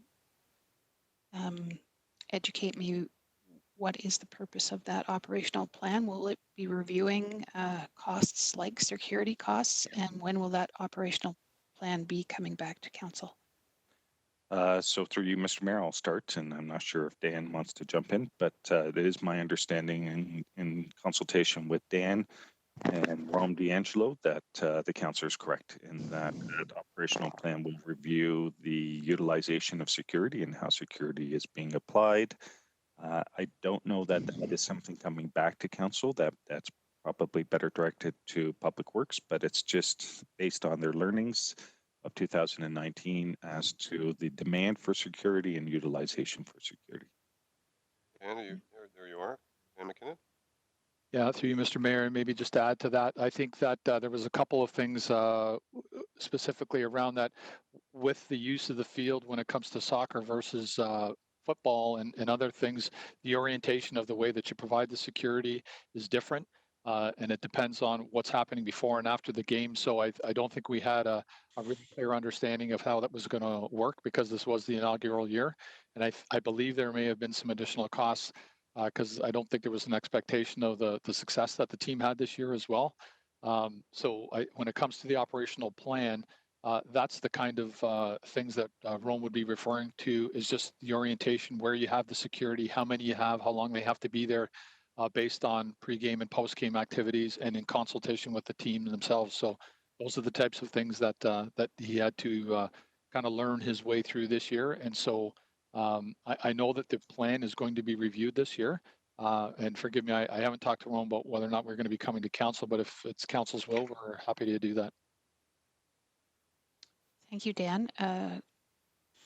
Maybe to you or to Mike, just for my edification, is it the norm that the municipality in other jurisdictions pays the security costs of private entities? Through you, Mr. Mayor, I think there's a variety of ways that the costs are shared between the entities across the different venues. I don't know if this is a widely used model, but again, I think my comment about us learning our way through it. I think based on what we've learned this year, we will be looking to make sure that the cost is shared appropriately going forward. Thank you very much. My second question is with respect to the Flamborough Capital Reserve Fund and the earmarking of monies from Flamborough Downs. Could someone, through you, Mr. Mayor, explain to me history on that? Mike? Yeah, so through you, Mr. Mayor, as I referenced, this goes back, there was a motion in 2012 that any funds over and above, any royalties over and above what is budgeted in year, it would be transferred to the Flamborough Capital Reserve. The purpose of that reserve, again, is for infrastructure capital projects that may not be area rated or not eligible traditionally for levy funding. And again, this dates back to 2012, just as it relates to 2020, two factors that will affect 2020's experience versus 2019. Firstly, city staff increased the budget for Flamborough royalties from, I believe, 5 million to 5.4 million or thereabout. So I expect we'll see better alignment in 2020, or we would have under a normal year. This is not a normal year. Casinos are not an essential service. The city's foregoing about $800,000 to $1 million each quarter as it relates to our royalties from Flamborough down slots. So again, for 2020, I'm not expecting, I think it's safe to assume we won't have a surplus, but quite the opposite. We'll see some foregone revenues as it relates to our Flamborough slot royalties. Thank you. Councillor Wilson? Yeah, well, thank you. That last part certainly makes sense. But I'm just trying to understand the road, for example, that takes you out to Flamborough Downs, the maintenance of that road, the clearance of that road. That's a citywide borne levy, is it not? Through you, Mr. Mayor, it is. And again, the practice of surrounding the Flamborough slot revenues is it goes back to 2012. And again, we're just applying what council approved at that time. And again, it's just consistent with previous years. No, thank you very much, Mike. I'm just trying to understand the rationale. If it's a cost of servicing is borne by all of taxpayers, I'm just trying to understand the rationale for why the monies are earmarked for Flamborough. That's all. By council direction. Yeah, and I'm just not sure I understand that direction. Yep. Thank you. Okay, thank you. Councillor Clark. Thank you, Mr. Mayor. To that last question, I can offer that my recollection was that small amount that goes to the Flamborough Capital Reserve was in response to the nuisance of having the casino in Flamborough, the increased crime, the increased traffic, and everything else that comes with having a casino in that small village. And it's consistent with what we're doing in other reserves across the city. Area rated wards 1 through 8, the tariff Reserve in Stony Creek, which is split between 3 ward councillors and not shared citywide. So there's a number of them. One of the questions that I have is with regards to the variance report in general, Mr. Zagaric. If I can get a statement from you, is this on par with the last few years of variance reports, or is this an unusual year? Yeah. So through you, Mr. Mayor, I do appreciate the question. When the average resident hears these values, I appreciate that these are significant values for residents. Important to note when we speak of a $8 million variance, that really represents less than 1% of the levy. So in terms of budgeting, we are relatively aligned to our budgets, slightly favorable. We've had favorable surpluses in this $8 million range for, if I look back last 4 or 5 years, they've been 8, 10. The one year that we had a much higher favorable variance both on the tax side and on the rate side, I believe was 2017, was 25 million on the tax side and 18 million on the rate side. Prior to that were favorable variances on the tax side of about 8 to 10 million the 2 prior years. So 2019 overall is similar to some of our earlier years for different reasons. It varies year after year. As I mentioned, what we're seeing is some favorable trends. Just to highlight transit fare revenues, we're seeing finally a reversal in terms of ridership and some favorable revenues with some challenges still around employee-related costs. But to the general question, this is consistent with other years, with the exception again of 2017. And it tends to be around that 1% mark of the levy. Although some years might be dramatically different because of weird things that happen, but roughly we're in that 1 to 2 maximum % of the levy. Is that not correct? Yep. So through you, Mr. Mayor, that's correct. And staff do use this senior leadership team as we were preparing our 2020 budget. We did leverage our in-year experience around 2019. So just to highlight where we leverage some of these learnings, you'll see under healthy and safe communities, some favorable variances around rent year to income. And so as we were developing our 2020 budget and as council was deliberating on the 2020 budget, pre-COVID-19, we made some adjustments as it related to those savings, not knowing that COVID-19 would have some significant impacts on the markets. And so I just want to highlight that those were appropriate adjustments at the time. But given the impacts that COVID-19 is having, generally speaking, financially, I expect we're going to see a bit of a reversal where income levels are going to decline. Rent geared to income as it relates to affordable housing, social housing will become a greater pressure for municipalities. So again, just highlighting that we do use this information to inform our decision making as budgeting processes. but the last 2 months have represented some significant challenges for us going into the balance of 2020 and entering into 2021. Councillor Clark. Thank you. Mr. Zagaric is almost psychic. I was going to go that way. For the benefit of the folks who are listening, just clarify, the city of Hamilton, as an Ontario municipality, we are not permitted to go into a deficit position. So we cannot budget for a deficit knowing that we're going to spend more money than we're actually taking in, which is the situation that we're going to find ourselves in likely this year. And when we do find ourselves in that situation, we rely on the reserves or senior levels of government to assist us to ensure that we can balance the budget at the end of the year. So we would always have a positive variance or net out to zero. Yeah. Can you just address that? So through you, Mr. Mayor, the councillor is correct. In the municipalities are not allowed to budget a deficit. So as it relates to 2020, the City of Hamilton Council approved a balanced budget.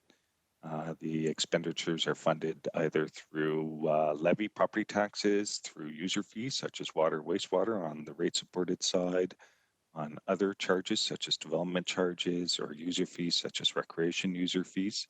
So again, council did approve a balanced budget in periods where, for various reasons, a municipality may find themselves with a year-end deficit. And we've experienced that in the city of Hamilton previously. We've had year-end deficits. Typically, municipalities will turn to reserves. These are effectively, for a citizen, it's your bank accounts. You set money aside for circumstances you can't plan for, either a failed roof, or car repairs, some circumstance, and so we turn to reserves. 2020 is not a normal year, and I'll just highlight that City of Hamilton is not unique. Municipalities across the nation are facing some extraordinary pressures, and again, I made reference to our tax stabilization reserve, inclusive of the recommendations that are before you, transferring the just short of $9 million tax favorable variance to our tax stabilization reserve will only bring that reserve to about $20 million.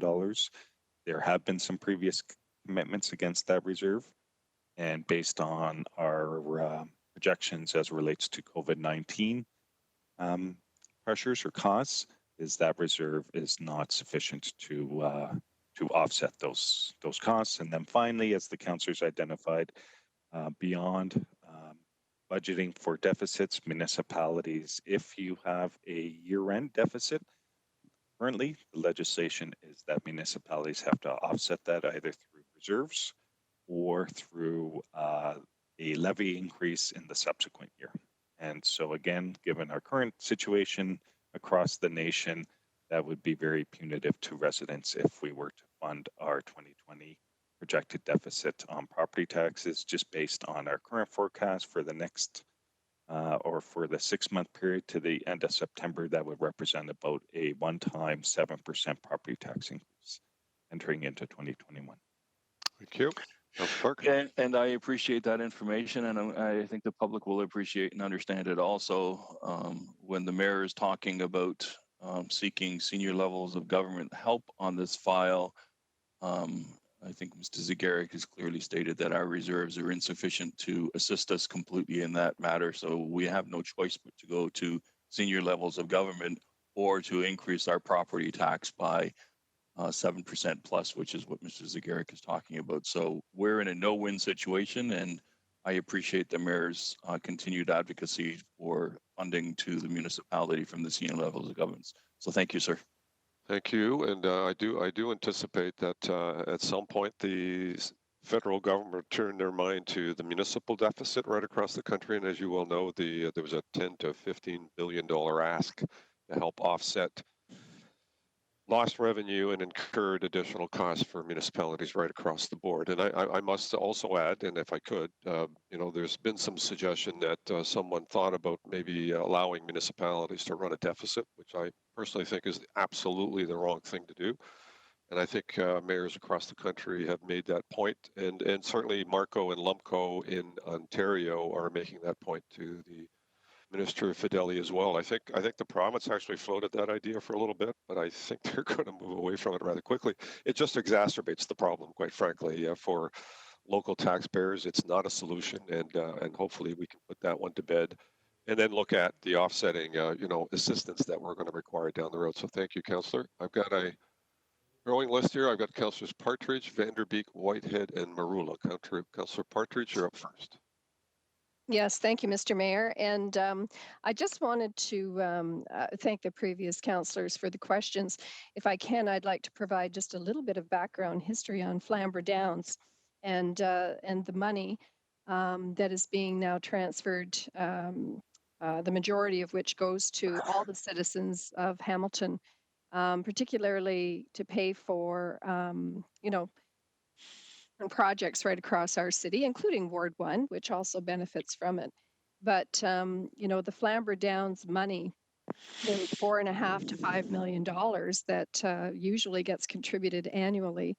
And the small amount, the 500,000, give or take, depending on the year the revenue comes in, is going into the Flamborough reserves, and it is shared by wards 12, 13, and 15. So it isn't strictly a Ward 15 bonus by any means. And this originally with Flamborough Downs, the total money came to Flamborough even after amalgamation, and I believe it was in around 2007, 2005, 7, something like that, where the motion was made and council supported that the majority of the money, in fact, all of the money at that time, would go directly into the city coffers and be shared across the city. That didn't happen with a few of the other community funds that are set up. And Councillor Clark did reference the tariff, which the folks out in Stony Creek do get. So, the people of Flamborough, I think, have really been very generous to contribute all of the Flamborough Downs money into it. And I appreciated, the great debate that we had back in 2012. And, council coming to the decision where a small amount of that could come into Flamborough reserves to go to some of the capital projects there. But I do have a question for Mike. Mike, in the question that was raised by the Ward 1 councillor, you did mention too that that there was taxpayer funding, I believe you said from the levy, that paid for the upkeep and the maintenance of the road going into Flamborough Downs. And I just want to clarify that because Flamborough Downs is located on Highway 5, which is a provincial road. And I always understood that the roadway going in, which is quite a lengthy road, is a private road owned by Flamborough Downs. So I'm not really sure where taxpayer money would go to support the Flamborough Downs or any construction that happens on that particular property. So I just wanted to clarify that, if I may. Yeah, Mike? So through you, Mr. Mayor, I appreciate the question because I misheard the question. Then I apologize. I wasn't suggesting that the city is providing any financial benefit to the operator. We do not provide any funding to the laneway or roadway on the city property, or sorry, on the private property. So I appreciate the question. If I misspoke, the intent was not to suggest that the city provides any direct funding to the operator. Yeah, and I do appreciate that, Mike. I thought I just wanted to clarify that and provide a little bit of the history to help the Ward 1 councillor better understand, some of what has taken place in the past. As a new councillor, it's not always easy. It can be a bit overwhelming to have all of this information come forward. So excellent report, Mike. Lots of information in there, and I'm fully supportive of it. Thank you. Thank you, Councillor Vanderbeek. Can't hear you, unfortunately, Councillor. Your microphone is either off. Councillor, can't hear you. It's all right, I just took it off myself. Okay, thank you, Mr. Mayor. Councillor Partridge has said some of what I was going to say, which is a little bit of the history about where that money came from. Originally, it was to reimburse the town of Flamborough or part of it was to reimburse the town of Flamborough for the channelization of Boers Creek, which was millions and millions of dollars, and which would have had to have been done by the city of Hamilton once amalgamation came along, had it not been done by Flamborough at a fair amount of risk originally. You're looking like you don't understand that. Councillor Clark is nodding his head. Look at Councillor Clark. Where's Creek was that? And anyway, we won't get into the ins and outs of it. But Okay. but the other item that I wanted to address is that the city does not pay. We do not pay for the road in front of Flamborough. That is Highway 5. It is a provincial road, and the province pays the costs of maintaining it and snow plowing it and everything else that happens there. So from Peter's Corners on, it's a provincial road. Anyway, Okay. that's all I had to say. Thank you. Okay. So beyond Flamborough, comments on the report, Councillor Whitehead. I think we're clear on the Flamborough piece. Thank you, Mr. Mayor. Well, we have You're to be clear. We got to be clear on the Hamilton piece too. We had the Hamilton utilities at a significant value that was contributing dividends on behalf of all communities, such as we created the Future Fund, and it was being distributed everywhere. So we all had little nuances in regards to funding and how it's being funded and so forth. And I think there's a harmonization over a period of time to address those issues. So I just contextually, I just want to make sure that there's an understanding Hamilton contributes to that pot as well.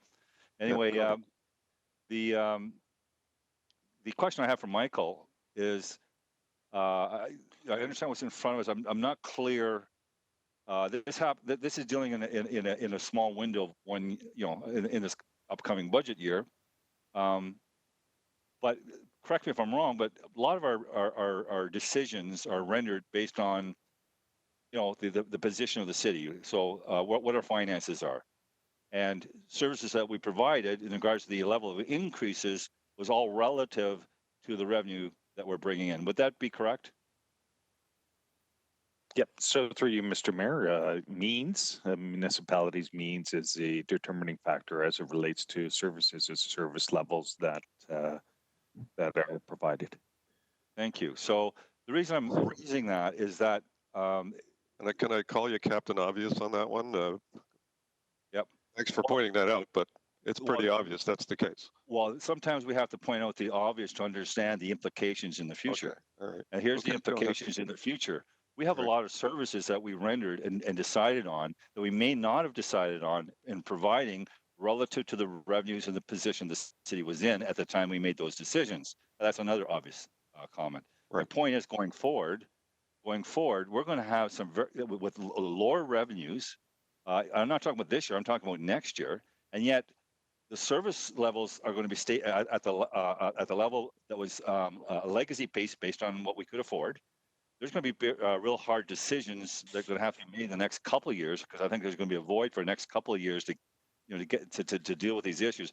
I'm just wondering in our tax policy when that conversation takes place, and understanding that this is a lot longer impact than just asking the federal government to hand this money to get us by this year. Yeah, that's in the upcoming budget round that we're going to be having. So obviously that's going to be a factor in our decision-making process as we go forward, depending on whether the feds come through with an offsetting funding amount or not. And then we'll have some hard decisions to make. So you're 100% right. Clearly, that's going to be an issue that we're going to have to deal with in the next budget round. Thank you. I just wanted to make sure the general public understands that this storm isn't over yet. Thank you. Clearly. Thank you. Councilor Marula. Thank you, Mr. I'm curious with respect to the fact that, remember years ago, I used to. Could you move your microphone to your mouth? There you go. Is that better? Okay, that's it. Yeah. Sorry. Thank you. Years ago, I used to find it a little difficult to grasp that we were considered a corporate entity. The city of Hamilton is a corporate entity.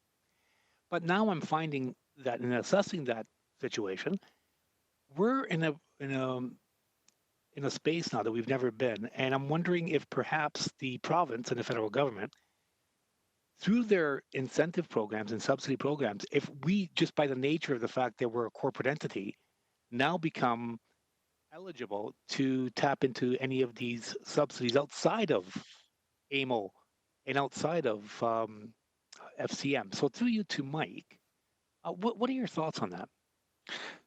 So through you, Mr. Mayor, and I think we've had some some discussions with respect to some of the recent programs from the federal provincial governments in response to COVID-19. There are some programs that our employees may be eligible for. So as it relates to our part-time and casual employees, there's the SERB program that they may be eligible for. As a employer, the wage subsidy program, I think I made reference to this a few weeks ago, it's specifically in the language of the program, excludes municipalities. It's available to for-profits and not-for-profit, but explicitly excludes municipalities. Okay. So again, what municipalities and through the advocacy work of Federation Canadian Municipalities, we're awaiting some targeted programs for municipalities, recognizing one of the major challenges municipalities are facing financially through the last number of weeks in response to health and safety measures specific to COVID-19 are user fees. Again, with rear door boarding for transit municipalities, a number of municipalities, the majority of municipalities are foregoing fare box revenues, which represents about 50 cents of the cost of delivering conventional transit, as well as recreation programs and other programs. So again, that's the ask that Federation Canadian Municipalities that the mayor's made reference to has put to the federal government in that range of 10 billion to 15 billion. And I'll caveat that that is for immediate relief. That's not long-term ongoing relief. That's to help municipalities through the next 6 months. Okay. And I know that the mayor has a very prudent and important motion coming forward with respect to upper levels of government. And my understanding in speaking with a number of MPPs and MPs that there is a plan afoot, but because of the complexity of it, that it looks like it's going to be rolled out later rather than sooner because they're trying to deal with the private sector aspect before they deal with the public sector. You're hearing, I presume, the same type of messaging? Yeah. So, yeah. Mike, go ahead. I am. The message we're getting from the Minister of Finance and Deputy Prime Minister Freeland is, we hear you, we understand, we're going to deal with you down the road. We're just dealing with the immediate right now, which is individuals, businesses, not-for-profits, the folks that are being hardest hit. Municipalities are going to get hit, next budget year.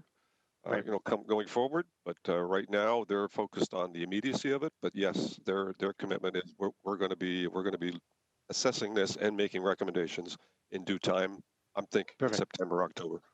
Okay, so just to, I guess, eliminate any anxiety, because the messaging I'm getting is really positive in the sense that they're not going to obviously let us go bankrupt, and they're going to try to figure out a way down the road. So rather than, I guess, spending our time spinning our wheels on that particular issue itself, I think what we need to do is move forward as the province and the federal government's doing, in that taking care of what we need to take care of, then we're going to take care of the public sector at the end of this, once we see a light in the tunnel. Right. So I think it's important that we recognize that, only because it's just another layer of anxiety we can eliminate sooner rather than later, and that's about it. But I appreciate your time. That's fair. That's fair. And thank you, sir. We don't need more anxiety, that's for sure. There's enough of it out there already. Yeah, no doubt. Okay, on the tax and rate operating budget variance, then I had a mover and a seconder. Remind me who they were. Janet or Ann and Ferguson, thank you. All in favor of the report, please. Yea or nay and submit for all that are here. Coming up shortly. Here we go.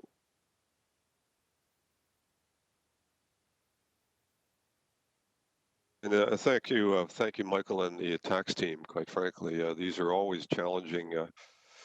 Budgets are always challenging, and maintaining, some semblance out of $1.5 billion budget. This kind of variance is not shocking relative in the grand scheme of things. Obviously, it will hold our reserves in good stead, and this year we probably need them more than ever. So, thank you, Mike, for your good work. We have a solid finance team. Councillor Nan, you need to, if you voted. It's not popping up for me. Not coming? Okay, No. Thumbs up would do. Okay, thank you. Anyone else? That's it? Okay. Thank you all very much. Item 5.4G, Valley Parkway inquiry update. There's two elements of this. The one that we can speak to is the report, the public portion of it. There's a secondary A and B is an in-camera discussion, so not to be discussed publicly, but the report itself in terms of the ongoing current costs. Any comments or questions? Sorry? Mr. Mayor, there's a motion to defer it until after closed session. Oh, okay. Sorry. My apologies. I should have read the notes. Okay. Keep reading notes. All right. Councillor Pearson, a motion on recognizing Ken Curry, item 6.1. Yes. Sorry, Mr. Mayor, if we So could get a motion to defer. Sorry, Yes. a motion to defer, moved and seconded, moved by Partridge, seconded by Ferguson, all in favor. Electronic vote. Oh,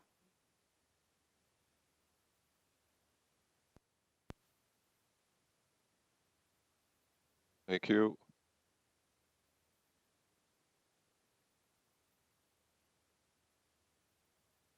I'm assuming a positive on that one. Anyone not voted? Councilor Ferguson, did you vote? Thumbs up. Councilor Nan, you want to indicate again? Okay. Can you press F5 to possibly reset? I have reloaded the screen twice. It's still not popping up. Technology. Thumbs up. Thank you. All right. Thank you.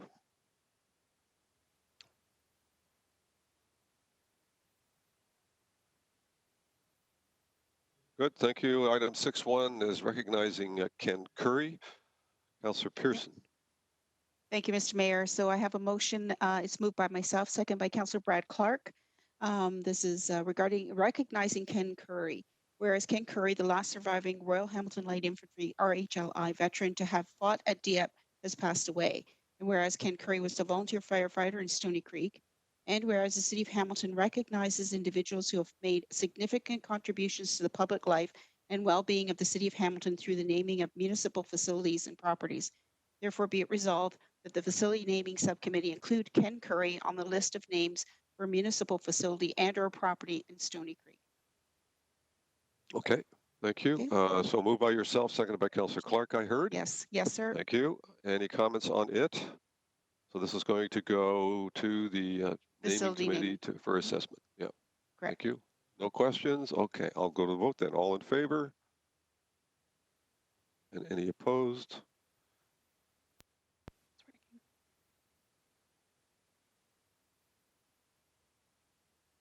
Everybody able to vote?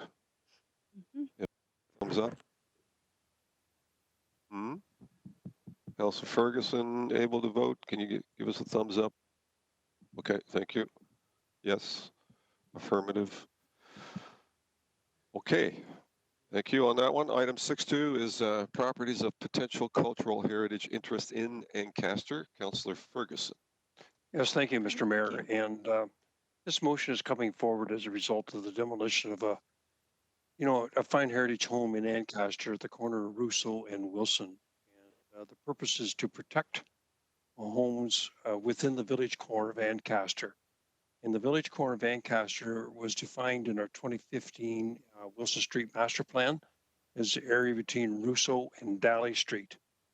And so there's approximately 40 homes that were on the inventory list, as was the Brandon House in the village core, the Heritage Village area.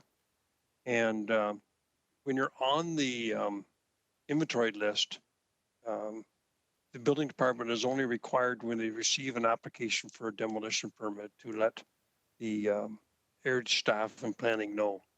But he's compelled to issue the demolition permit because there's no delay. The intent of this motion is to take those 40 homes that were identified during the master plan of Wilson Street secondary plan and move them from inventory to registered. And what registered would do is prevent demolition for a period of time. It's generally 60 days, and so it would have to then go before the Heritage Committee. I think the ward councillor would be engaged then, and Councillor Pearson may be able to help me on that because I know she sits in the Heritage Committee, but the ward councillor would also be engaged, and a decision can be made. But the chief building official can, in fact, when it's registered, delay issue of a demolition permit for 60 days, which is what the public is now asking for. There's 2 other homes that were purchased up as part of the purchase of the Brandon house that they want to. We got to first of all to define whether or not they meet the requirements for a heritage designation. But it's all about just slowing down the process to protect these older homes in the village core. And Ancaster is the 3rd oldest municipality in the province of Ontario, and it all started in that core from Daly to Russo. And so there is a petition that was circulated. Apparently, it's up to over 3,000 signatures now asking for some sort of protection for these heritage homes in my community. Yeah, it was interesting. I did find, which is quite a bit, 182 signatures of the 3,000 were from Ancaster. But the heritage groups seem to be well organized. They seem to have email blasts go out to everyone in North America. And there's people signed the petition from New York and Texas and Edmonton and Calgary. And there was probably the same number of Hamilton residents. I didn't count them because it's pages and pages. There's 182 in Ancaster, probably somewhere around the same that signed from Hamilton. So clearly they're looking for something to help preserve these buildings because it's tempting now. Wilson Street is under siege. We've had about 5 applications very recently for either retirement homes, and planning just processed another retirement home, or condos. And some of them are looking to break the 3-floor height restriction, which is risky for us because the OMB has taken a position on the case on Garner Road condo to approve 8 floors when 3 was in our secondary plan for that area and the master plan. And that's a citywide master plan, is because of limited services. And so I'm asking council to support this to protect these 40 heritage homes that were identified by heritage staff in my community, and to allow a stay of execution, if you will, on any demolition until heritage staff and the heritage committee have a chance to review it. So on behalf of people of my community, I'd like to move this, and it's seconded by the person who's experienced with this from the downtown core, Jason Farr.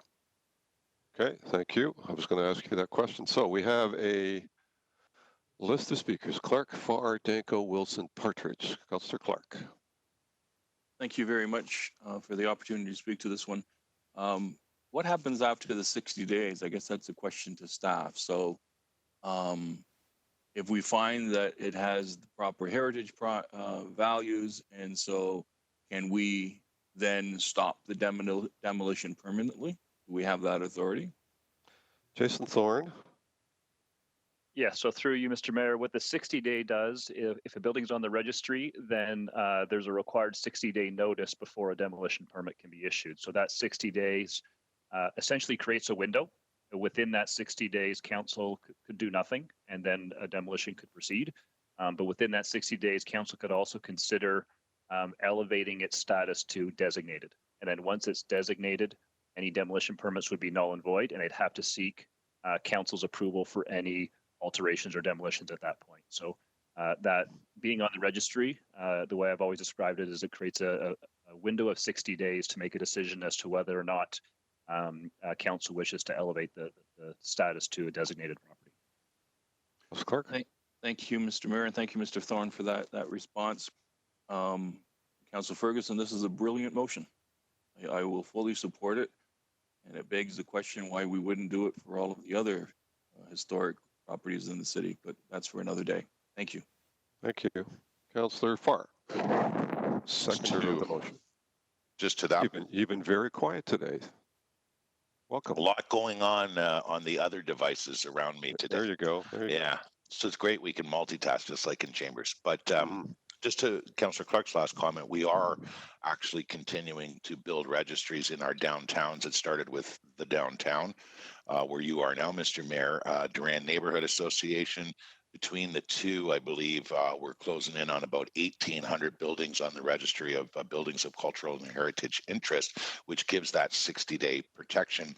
And I might add a whole lot of peace of mind, not only for the elected official in an area, so they do not have to endure what Councillor Ferguson has unfortunately endured over the course of the last 4 to 6 weeks. since Brandon House received and then demoed, and certainly not at any fault to the building department. They were just following what the building code allows with the particular designation it had. So smart move for downtown Ancaster. Certainly when we build the registry, there's a lot of work involved. There's assessments to put that building on a list, and almost 950 or so just in downtown alone, as I recall. There's consultants, there's criteria that you have to meet to be on that list of I think one of the four criteria set out in the Act province-wide. So there is a bit of work tied to it, but it is, as Councillor Clark had said, and I think Councillor Ferguson would agree, it is well worth it. When it doesn't stop the potential or prevent the potential for development, but it definitely protects an unfortunate eventuality of a demolition of what can clearly be a designated heritage building, but it's impossible for this or any city to designate, more than probably 40 on a good year buildings in their cities. That is an even longer process. But in the event, as you all may recall that have been around for a few terms, that there is an issue, if you're on that registry of buildings of cultural and heritage interest, you have the time, that window to go through a process, heritage committee, then planning committee, then council, and make that call, make that decision whether or not a designation is required or needed to prevent our history from being taken away from us in certain parcels. So I have experienced it. It is a great peace of mind, especially in the historic parts of our core, which is pretty much most of the core. And it was great work by people like Alyssa Golden and our heritage staff over the years under Jay and even under Tim McCabe back in the day. Nothing worse than having to come at the very final hour to council for emergency designation when something like this isn't a good stopgap from preventing stuff like that from happening. So I'm happy to second this. I feel for Councillor Ferguson. I think there's still a lot of confusion respecting Brandon House.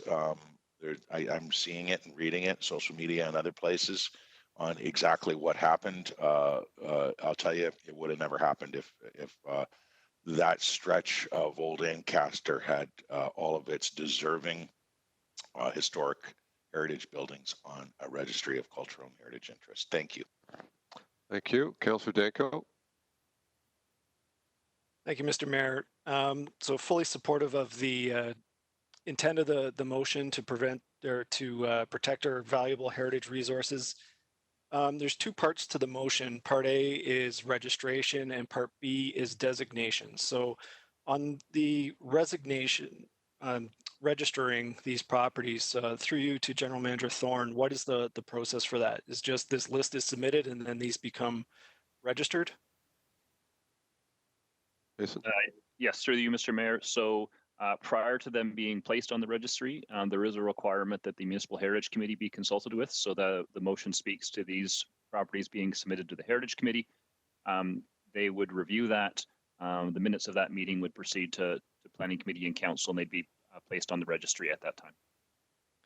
And then Part B is actual designation. So through you, Mr. Mayor, to General Manager Thorne, what is the path to designation right now for once these properties are added to the registry? So through the mayor, the path to designation is a little bit slower. So each property does have to be evaluated. And what the motion does is it puts them on staff's work plan to be considered for designation. We've reported to council in the past that is a fairly lengthy work plan. There's something like 20 years worth of properties that are on the registry that are for consideration for designation. And the way staff has prioritized those is if there is a risk to a property, if there is a known development interest related to a property. In some cases, we know that properties are looking to do some restoration work. They might want to access heritage grants. Those types of considerations are used in terms of prioritizing which ones go first. In a typical year, we probably bring forward, I'm going to say 8 or 10 properties a year to council for consideration for designation. I would say that staff is actually looking at a bit of a modification to the process that would allow us to move more quickly on that. We recently did a new process for putting buildings on the registry, actually, that was, I think, quite novel, and has been that over the past 5 years, to my knowledge, Hamilton's put more buildings on the heritage registry than any city I know of in the country, because of the approach we've been taking around doing built heritage inventories like Councillor Farr spoke about. So we're now looking at the process for taking to the next step of designation, and look at whether or not we can move those along a little more quickly. Councillor Danko. Thank you. So I guess the only concern I have with this is that the wording in the motion specifically asks that these properties be assigned a high priority for completion. And through Mr. Mayor to General Manager Thorne, is you just explained that there's already a process in place for evaluating properties that have the highest heritage value that are at risk. I know Councillor Partridge has been really proactive on this in Waterdown, as Councillor Farr downtown, and just this past couple of weeks, I've been having discussions about the Akhmar Gatehouse, which is registered but not designated. So fully support the motion. I'm just a little bit concerned that the wording specifically asks for these properties to be given a high priority for completion, where there's properties from all across the city that are facing different risk levels. So how would we address that? Fair comment. Thank you. Jason? So through the chair, it's not uncommon that when properties are put on the registry, the council gives an indication of some sort of sense of the priority. We do have a number in that list of 20 years of designations to look through that are generally deemed higher priority. But like I said, what staff does is we then apply the lens to those higher priority properties of which ones are actually under some sort of imminent threat or looking to do some imminent change in determining which projects go year by year. The lower priority ones tend to be, for example, we have some city-owned properties or city-controlled properties, or by other public agencies that tend to be lower priority because we see less risk to those particular ones. Councillor Danko? No, that answers all my questions. Thank you. Thank you. Councillor Wilson? Thank you, Mr. Mayor. I just had a question that was very helpful to me in understanding, because fully supportive of the motion and the intent of it. And but when I read a previous report, I think from 2017, for example, just in the Duran neighborhood, I thought I identified 1, 2, 3, 4, 5, 6, 7, 8, 9, 10, 11 properties that were defined as high priorities. And if we're right now, our case management is that we're getting to 8 to 10 a year. When I looked at the wording of Part B, I was wanting to understand how staff is going to determine what's a high priority. How do they learn if something is at risk? And I guess I'm going to ask Jason Thorne to confirm that you can have 40 and now 50 or more high priorities. It's just that you can pick within that inventory of high priorities what to move on first for designation. I just want to make sure I understand that. Jason? Yes, through the mayor, that's correct. Okay, so their work plan will be very hefty. During this time, if it's my understanding the heritage planners that we have at the city work in partnership with the Hamilton Municipal Heritage Committee, I am just curious, what are we doing now in terms of that committee? Is it meeting virtually, or has work on our heritage work plan had to stop because of COVID? Jason? So through the chair, at the moment, we don't have any confirmed schedule of those meetings. We haven't tried to bring that committee together yet virtually. It is one of the committees we're looking at to see how we can bring them together virtually. But we haven't been able to do that as of yet. Okay. Thank you very much. Mr. Mayor, if I could just chime in. So council approved the participation electronically for council members only. So we would look at having to do an amendment if that committee wishes to meet virtually as well. And that is, I guess, is part of our process in terms of how we get back to some sort of new normal, right? So there's a number of committees that would be in the same position, except for the planning committee, our standing committee. So you're looking at how we're going to address those in the short term. The longer term is other committees that also may need to meet virtually. Yes, correct. Okay. So at some point we may need a motion to make that adjustment. I don't think we're at that point, but that certainly would likely be happening at some point. Thank you. I asked because I can hear the urgency in Councillor Ferguson's voice, and it's great to have this motion. However, if there is no Heritage Committee able to work at the present time, then things are still waiting sort of in abeyance. So I just wanted to raise that. Thank you. Yep. Jason, what do we do in that instance? Should something occur on one of these properties, let's say in the next week or 2 or 3 or 5? Through you, Mr. Mayor, I guess to you, Mr. Mayor, it would have the opportunity in that situation to come back and do an emergency designation, an urgent designation of a property. So that would be available as long as council is able to meet. Or not without tools, in other words, if should an emergency arise. Yes, should the chair, that's correct. Right. Thank you. Councillor Wilson. Thank you. Thank you. Councillor Partridge. Thank you, Mr. Mayor, and I do appreciate the opportunity to speak to this. As the councillor for Ward 15, there's been a number of heritage-related incidents to do with quite a few properties, actually, that I've had experience with. I'm very supportive, certainly, of this motion, and was actually quite willing to second it. But certainly, Councillor Farr is an excellent seconder in this case, so I'll third it. I just wanted to raise one instance, though. Of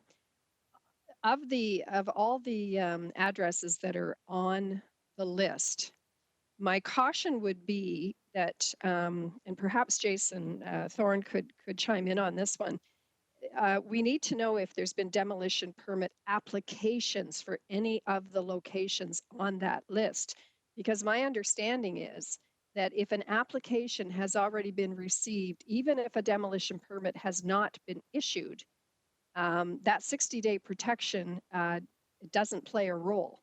And we had an incident recently in Ward 15, and I thank General Manager Thorne and Ed Vanderwint and a number of other staff who were involved in helping me put a last-minute emergency motion together. So I'm just wondering if I could, through you, Mr. Mayor, have General Manager Thorne just put some clarification on that, because I am concerned that if there are addresses on the list that's being put forward in this motion that have a current application for demolition put forward, the permit may not have been issued, and it may not be issued for several months. But if the application is in, my understanding is that 60-day window does not offer any protection. Okay, Jason, what do we know about potential applications on any of these properties? So through the chair, first of all, the councillor is correct that if a demolition permit application precedes the building being placed on the registry, that 60-day notice would not apply. With this motion, I'll go back and review with staff in terms of the status of each of those properties to confirm that there aren't any that have either a current or anticipated development application on them, or demolition permit application on them. And thank you, Mr. Mayor, and I very much appreciate that, because certainly hearing about the Brandon House demolition coming down, that has been devastating for that community. And I understand that. My concern is for the buildings that are located beside it. And if an application has come in for those buildings, then, and we do have tools in our toolbox that we can use, so no panicking. But I would encourage Councillor Ferguson, who does an excellent job for his residents, to follow up with staff on that in particular. And I do want to make just one closing comment. One of the things that Ancaster has of great benefit is a secondary plan, which was recently completed, I think, within the last couple of years, that really does determine what happens in the immediate downtown area. With Waterdown, we are currently going through that secondary plan. There has not been a secondary plan done for Waterdown since, I think, 1981 or something, ridiculously long time. And we do have a heritage district, but it's only one street, or maybe a couple of little side streets. So I really do support this application. I think it's terrific that you're bringing it forward on behalf of your residents, with just that one caveat, to have those addresses checked for any applications that are in at this time. Thank you, Mr. Mayor. Okay, thank you. Councillor Whitehead. Thank you, Mr. Mayor. Can you hear me okay? Yes, sir. I got the thing down, yeah. I said earlier, I'm not an ideologue because I'd be disappointed every day, and this applies to heritage issues. My concern is, and I think Mr. Thorne has laid it out very well, the amount that we put in the register is far exceeds probably most communities across this country. As I was looking into our policies, I realized that we haven't really developed what I say as a comprehensive strategies in dealing with heritage building. For example, in Halifax, they've got some unique policies that sort of say, okay, what do we really see as a priority as a council? So they lay out how they define that. So we're ad hocly making decisions on what is a priority, what it isn't, when we should actually have defined metrics to help and assist and facilitate, because there's no way that we can have our staff get to every property that's of interest to do the due diligence. So I am concerned that maybe it's time to take a look at best practices across this country and determine if Hamilton, when it comes to heritage, falls into that place. So I just want to make that comment, and hopefully we can actually ask Mr. Thorne, have we looked at best practices and how they looked at heritage issues across this country? Yep, Dave. Yes, so through you, Mr. Mayor, it's a great point, and I think that when it comes to putting buildings on the registry, I think Hamilton actually is looked at as a bit of a best practice across the country based on the new approach that was brought in about 4 or 5 years ago around doing broader built heritage inventories. And it started with the downtown, then we did Durand, and we're currently working in Waterdown. And the difference in that approach is, rather than going building by building, property by property, as the councillor said, kind of randomly ad hoc in different parts of the city, we took an entire neighborhood and inventoried a full neighborhood at a time, and that has allowed us to move much more quickly, getting buildings added to the registry. There's still, of course, a large city to cover, so there's a lot of work to be done, but that's how we were able to add well over 1,500 buildings over the last 5 years onto the registry. What we're looking at now is that next step, getting buildings from the registry to designation. And what are some of the best practices from going from registry to designation? And can we use that same sort of approach where we do broader areas instead of each individual property one at a time, sometimes that are just around the corner from each other, and we bring them more forward as a group. So that's what the planning group has been looking at for the past little bit. But for the purpose of the registry, Hamilton, I think, is looked at a best practice. I know our methodology has been featured in a number of heritage conferences and publications as something to watch. Yeah, but my point is that there's only so much you can take on realistically. So how do you prioritize those properties, and what is the metrics in which you do so? And I'm suggesting that our communities that have metrics, for example, and I believe in Halifax, they prioritize what they call street frontage heritage properties. So there's a pecking order in how it facilitates the prioritizing of the heritage buildings. We haven't really developed those concepts yet, at least not to the extent that Halifax did. So I don't know what other communities do, because I just took a quick look at Halifax, and I realized there was a difference. So you're right. It's not about the first step, but just where are they all? The question is, how do we get to the point of prioritizing them? Well, I think that's what that Jason was just talking about. Is they're doing it on a neighborhood basis, and there is an agenda or a process that they use. Jason, you want to fill in the blanks? Yes, through the chair, that's correct. So that's what the built heritage inventory process is. So we piloted it in the downtown a couple of years back. Councillor Farr spoke to that one earlier. Something like 800 properties done all in one staff report to council after a great deal of consultation in the community. And then the next one we did was Durand, and as Councillor Partridge indicated, where we're working right now on this approach is in Waterdown. Yeah, and that's not, we're talking two different languages here. I'm talking about heritage buildings are clearly on street frontages and clearly seen versus heritage buildings that could be buried in the back of the woods. And whether that is a priority, I'm not suggesting it's not important, but there's clear delineation in how you define where your priorities are going to be. Because one of the reasons you designate and you try and preserve is that so people are aware, they can see part of that history represented in the context as a high profile location. So location. So I guess this is not, we're not talking the same language here. And there are examples in other municipalities where there is different language and different approaches to help facilitate the prioritization. Okay. That's a broader topic, though. So relative to this one, which is about the Ancaster properties, I think we can take this one offline and have that broader conversation, and absolutely maybe understand a little better how the city is approaching this, because I think there's a strategy, and I think the seen and unseen heritage are equally important. Quite frankly, I mean, it's not just about visibility; it's also about what is the heritage value of a property, whether it's behind, like the carriage house at Ockmar, not very visible, but it's certainly historically significant. So. Seen and unseen is important. Broader issue. I'm going to turn to Councillor Ferguson second time, Councillor Clark a second time. Did you want to just redo your motion, Councillor Ferguson? Is that your point? No, I wasn't going to read it out because it is 3 pages long.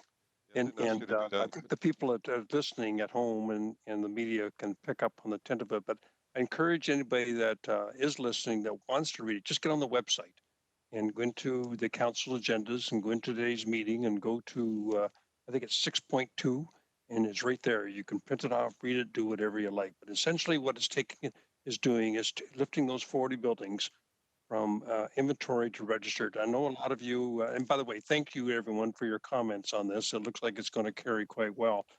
But don't underestimate the extra power it gives us by taking it to registered, because as Mr. Thorne says, once it gets to registered, you got 60 days, and in 60 days, you could get to council for an emergency designation if we had to. So it does put some safeguards in place, and we've done that, I understand, in the past. I have gone through a steep learning curve on Brandon House.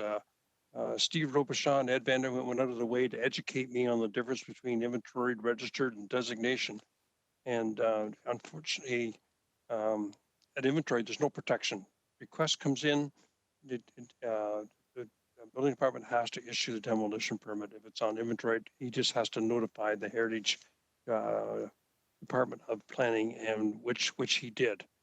And on that point, I do want to mention that members of the Heritage Committee, particularly their chair and our staff, have taken a lot of abuse on social media over this. And I want to assure everyone that they play by the rules of an inventoried home.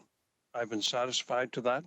That's why, after getting educated again by Steve Robichaud, moved immediately to get this resolution put together to take it up to registered, which gives them the building department and the planning department and council an opportunity over a 6-day period to take appropriate action. And so I feel bad for Alicia. I know that she's been hit up quite a bit, the chairman of the Heritage Committee and some of our staff. There was a woman that did write in, and she put a draft letter in back in December, and they didn't put it on the Heritage Days or the Heritage Committee minutes because it was draft. So by the time she changed it, they did walk it on. But they bumped into Christmas over that period, then they bumped into the pandemic. So it was sort of the perfect storm. But Heritage Committee did receive that letter and didn't take any action. So Ed went ahead and issued the demolition permit, as he's required to do by law under the Ontario Building Code. I do want to thank, though, our planning staff, particularly Steve, for educating me, and then him and Yvette and Miranda, let me just got her name here, so I pronounce Brunton, and of course, Anita, all worked together with me in crafting this resolution. I couldn't put something like this together myself. And they were great assistance to me. So thank you very much to them. And I look forward to this hearing so we can provide some protection to these 40 homes. And thank you again for all your comments to members of council. All right, thank you. Councillor Clark, second time as well. It's just a question. I'm trying to get some clarification. Yep. So in item A of the report, it talks about adding it to the register as non-designated properties, comma, after consultation with the Municipal Heritage Committee. Since we don't know when that consultation is going to happen, is it possible that landowners, property owners can file for demolition permits during that hiatus of the Municipal Heritage Committee, and the the demolition permit would have to be issued? And if that is the case, is there a way that we can circumvent that? Yeah. Jason, I think we just talked about that. There's an emergency provision that we can evoke as council, but Jason, did you want to cover that? Yeah, so through the mayor, yes, somebody could apply for a demolition permit tomorrow before the Municipal Heritage Committee can consider it. It is a requirement to consult with the Heritage Committee prior to adding to the registry. What we could consider if that situation does arise is coming to council for actual designation of a property. And so if we designate the property without any of the studies, we can stop the demolition? Yeah, so through the chair, once the council does, well, for example, last week, this was done for a property up in Carlisle. Council would do what's called issue a notice of intent to designate, called a NOID. And once a notice of intent to designate it is issued, any active demolition permit would be nullified. Okay, so in this situation, you're comfortable that should anyone like this property owner that's looking at eyeing two other properties on either side, if they come in and file for that building permit in this interim, that we can fix that through our virtual meetings? So through the chair, I'll confirm the process, whether or not there would need to be any engagement with the Municipal Heritage Committee in that process, but there is, yes, a risk there that if the Heritage Committee can't meet, then the properties don't get formally added to the registry. I'd have to review whether or not how that would apply then in terms of bringing it forward direct to a designation. So I will want to confirm that with legal staff. Okay, can we ask Mr. Mayor that they do that? Because I'm just worried that there's a little loophole there that may afford a smart property owner the opportunity to get that application in. And the way this is worded, we may have limited opportunities to fix it. Sure. I'm going to support what's here, but if we can just ask staff to go back and check that out and then come back for the next meeting so that we've got an answer to it. I think Jason just confirmed that he will, and so our next meeting would be May 13th. So for that meeting, we could have an answer at that point. I appreciate that, sir. Okay, I just want to fill that hole.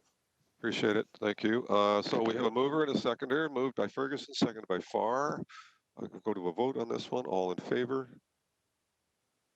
Or opposed?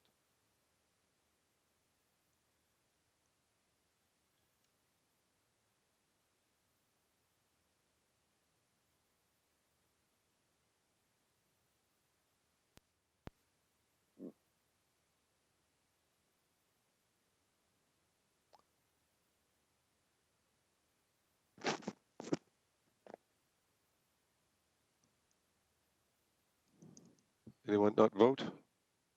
Nan is thumbs up. Thank you. And that's unanimous, Councillor Ferguson. Well done. And we're going to turn to Councillor Jackson. Can you put the motion, moved by yourself, seconded by Councillor Ferguson, on let me get my bearings here. Mayor's Task Force on Economic Recovery. Councillor Jackson, you have a motion, and I'll preamble that once you've put the motion on the floor as to how it got here. Councillor Jackson. Am I on, Mr. Mayor? You are. Thank you. Ladies and gentlemen, when His Worship, Mayor Federico Eisenberger, contacts my office, I am at his disposal. Moved by myself, seconded by Ward 12 Councillor Lloyd Ferguson. I'm going to read the motion for public consumption. Sure, please do. Mayor's Task Force on Economic Recovery. Whereas the COVID-19 pandemic, as much as it is a public health challenge, is also an economic one. Whereas the health and safety of our community remain our primary concern, we also need to begin to look beyond COVID-19 pandemic to ensure our local economy is well positioned to rebound from this crisis as quickly as possible. Whereas several short-term measures, including the City of Hamilton's Property Tax Assistance Program, has been initiated to attempt to mitigate some of the impact caused by the pandemic. Whereas the City of Hamilton has recently completed a business impact survey in conjunction with Flamborough, Hamilton, and Stony Creek Chambers, all 13 BIAs, and Workforce Planning Hamilton. And whereas the business survey has identified the economic impacts of COVID-19 on key industry groups in Hamilton, therefore be it resolved. 3 parts. A, Director of Economic Development Norm Schlehan and Director of Tourism Carrie Brooks Joyner develop a terms of reference for the creation of the Mayor's Task Force on Economic Recovery to position the City of Hamilton for long-term economic recovery and report back with a proposed terms of reference to Council for approval. B, that the task force be comprised of, but not limited to, representatives of local business, industry, labor, and academic community who will provide advice on solutions to achieve long-term economic recovery. C, that the economic development staff provide council with a complete report of the business impact survey findings once they have been compiled.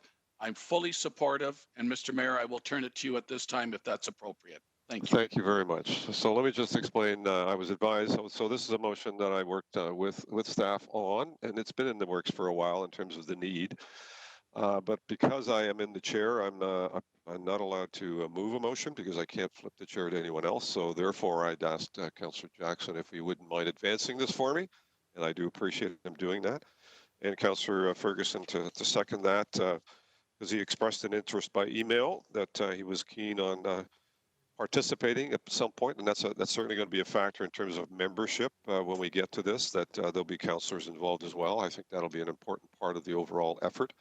And it really is, you know, to put it in simple terms, there's going to be a need for economic recovery, and you know, many of the businesses that are shuttered right now are you know, obviously thinking about what is business opening look like down the road. What kind of issues am I going to be dealing with, whether it's landlord issues or rent issues or personal protective equipment issues? And rather than having each individual business owner try and figure that out for themselves, we're trying to create an effort here that will help provide guidance for businesses in various sectors to help them through that, and obviously reestablish themselves as a viable business in our community. Some might argue that, you know, the not-for-profit sector is not included in that. I think the belief is that that is a separate area of concern that needs its own focus and attention, and certainly that'll be upcoming as well. There's a lot of harm and hurt happening in the not-for-profit sector for sure. People that aren't able to raise funds now, or their organizations, whether it's a hospice or a shelter, or, you know, Good Shepherd centers, or, you know, the Bob Kemp Hospice, all of them struggling to keep going. And there's going to be a need for a focused effort on that sector as well in terms of moving that forward. So in my mind, the business sector, you know, which would include, you know, the culture, music, film, which is very much a part of our economy, as well as all the other businesses that are shuttered right now, would need, you know, I think some focus, some help and assistance to get us to the point where once the rules are relaxed, and you know, clearly that's going to happen in a very slow, phased process. No one's going to come and say open all the business doors all at once. It's going to be you know, a very strategic process in terms of the virus and the pandemic that we're currently working in.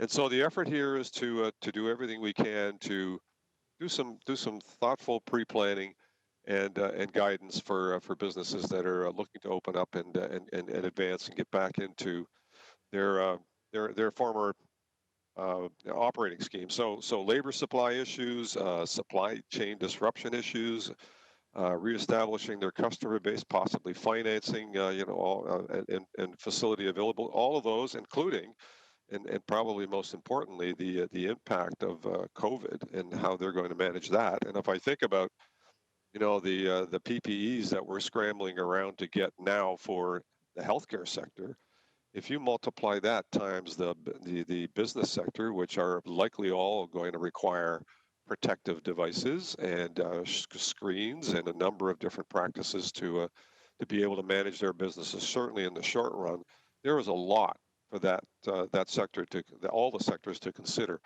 And so how do we help streamline that and work through that process with a collection of expertise in the business industry as well as academia and others that can help guide us. I would say that it's probably mirrored after the and it's not the mayor's task force because I want it to be the mayor's task force or mine. It just lends the right, I think, credibility to the work that it's being done at the highest level possible, as it should be, because this is an important part of our future recovery, notwithstanding the dollars and cents that the federal government is pushing out there to keep people somewhat whole in the very, very short term. There is certainly a longer term here in terms of relaxing the rules and getting people back into business and into taking part in those businesses. That's going to be very complex and very, very important for us to be very much significantly a part of. So I thank Councillor Jackson for reading that out for me and for being a supporter of that. I would hope that it would get universal support from council to move forward on this. This is going to be very, very important work. And I know that when we get to terms of reference, we can have a broader discussion about what that should or should not include, if depending on what that framework ends up looking like. And I know we have models for these task force, so this is not reinventing the wheel. So I thank you for that, and I would hope that sound and resounding support for that would be helpful. And I do see a speakers list, and it starts with Councillor Whitehead and then goes through Councillors Nan, Partridge, and Ferguson. So Councillor Whitehead. Thank you very much, Mr. Mayor. And I contacted, in fact, I contacted staff really early in the context of the nonprofits and looking at what London is doing. They're creating two task forces, one on the economic recovery, but not only are some of the nonprofits in desperate need in regards to re-looking at themselves and the service they provide, there's a lot of duplication. So there's a bit of a conversation about convergence as well. And I thought this would be a timely, if we're putting emphasis on economic and development, which is I'm 100% behind this motion. I think it shows great leadership. We need to incorporate the Team Canada approach, so our Team Hamilton approach. So that's all the MPs and MPPs. They'll be tapped into hearing and listening to what the needs are and feeding that back to the decision makers in Parliament to provide the appropriate programs to help transition the economic needs in our municipalities across the country. So I hope we don't lose sight of that team and how we incorporate or interface them with the task force. That's my first. Yeah, let me turn to Jeanette Smith, who has had some conversations with the not-for-profit sector, and certainly there's conversations going on. And I think there's a need to mobilize in that sector as well. But I think Jeanette might have some thoughts on what they've already done in terms of those conversations. So Jeanette, did you want to touch base on what Councillor Whitehead was talking about? And I do recall, Councillor, you early on said that we need to get busy on the not-for-profit sector, and it's absolutely a priority as well. Thank you. Through you, Mr. Mayor, can you hear me okay? Yep. Okay, perfect. Yes, so there's been a few councillors that have reached out to me and talked about the nonprofit sector, and so a few things are happening. I do have staff looking into what other communities are doing.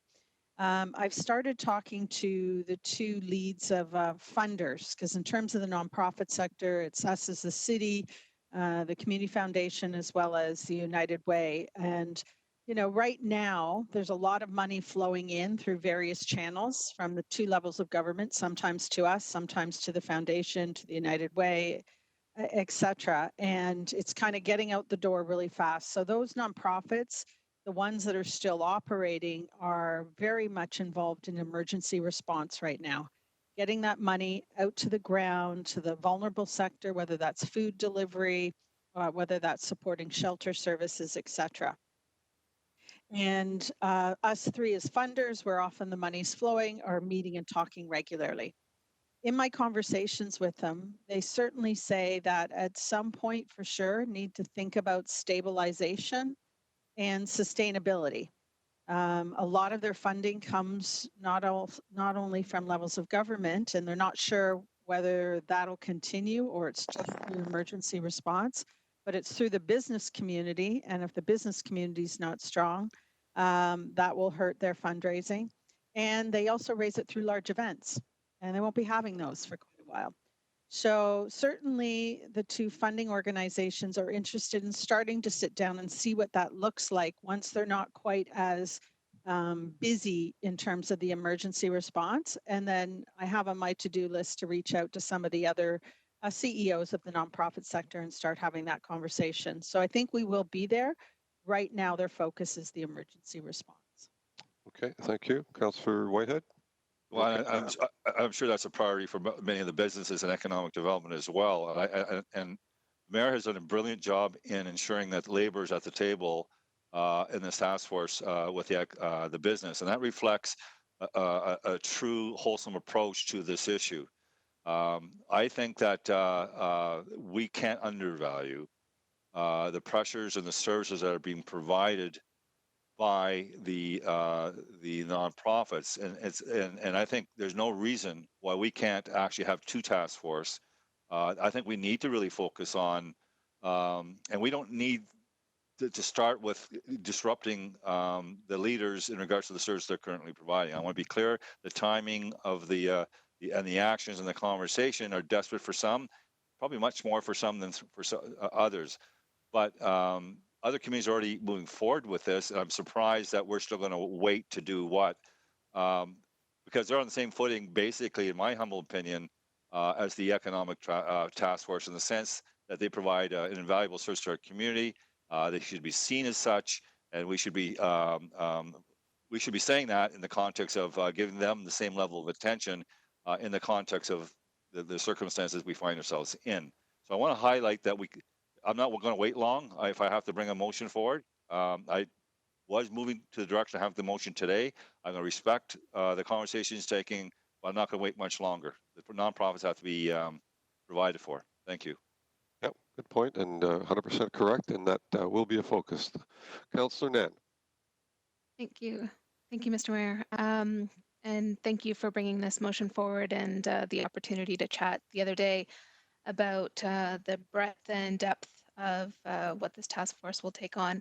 And in our conversations and the conversations that I've been having with some of my other colleagues, and also out in the community, whether with a small business community here in the ward or larger kind of interests in terms of industry and business, and also monitoring what's happening globally in terms of how cities are leading the discussion about economic recovery from a place-based localized analysis. And so what's been paramount in some of the leading examples, and I know, Mr. Mayor, you had a chance to listen in and participate in some of the C40 city discussions that are underway right now, the concept of framing our recovery as one that is an opportunity and a choice to build in a way that's more resilient, building an economy that's resilient and that doesn't leave anyone behind, are the kind of principles behind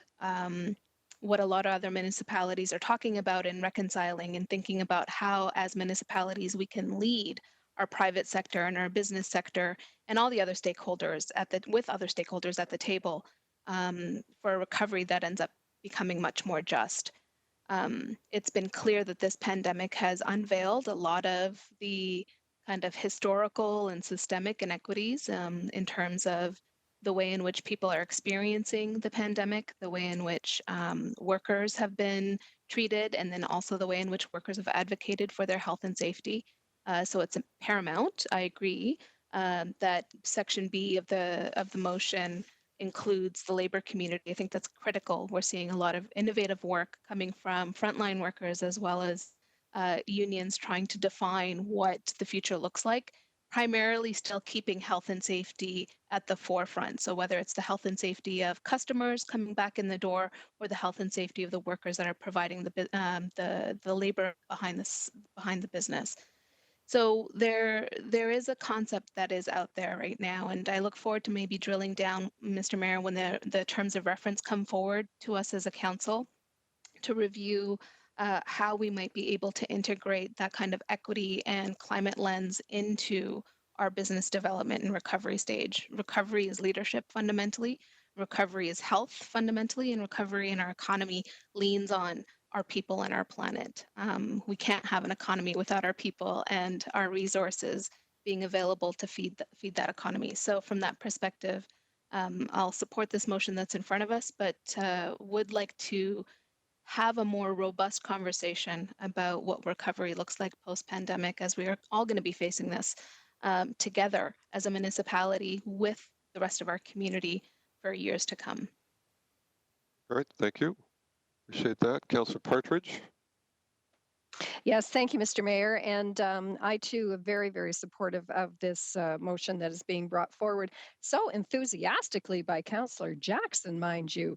I must say, you know, when I first saw the motion, there's no question we need to have a business recovery committee, and it took me back to the mayor's Blue Ribbon Task Force.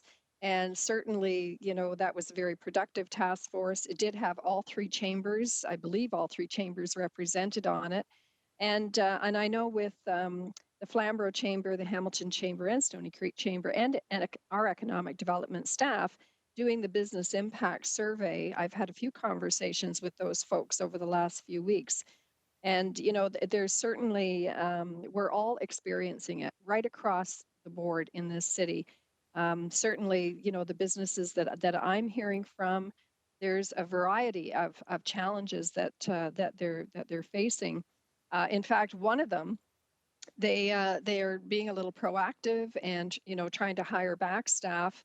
And one of them is an essential operation, and they actually had a staff person turn them down. Didn't want to come back because they could get the money from the federal government, and they could work at, be at home and still getting paid. So they weren't quite ready to come back to work. And that's a challenge.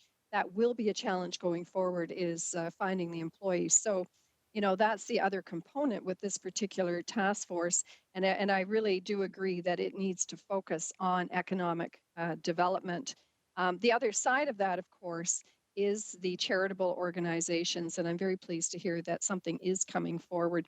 But I do echo what Councillor Whitehead said. We can't wait too long, for this to happen.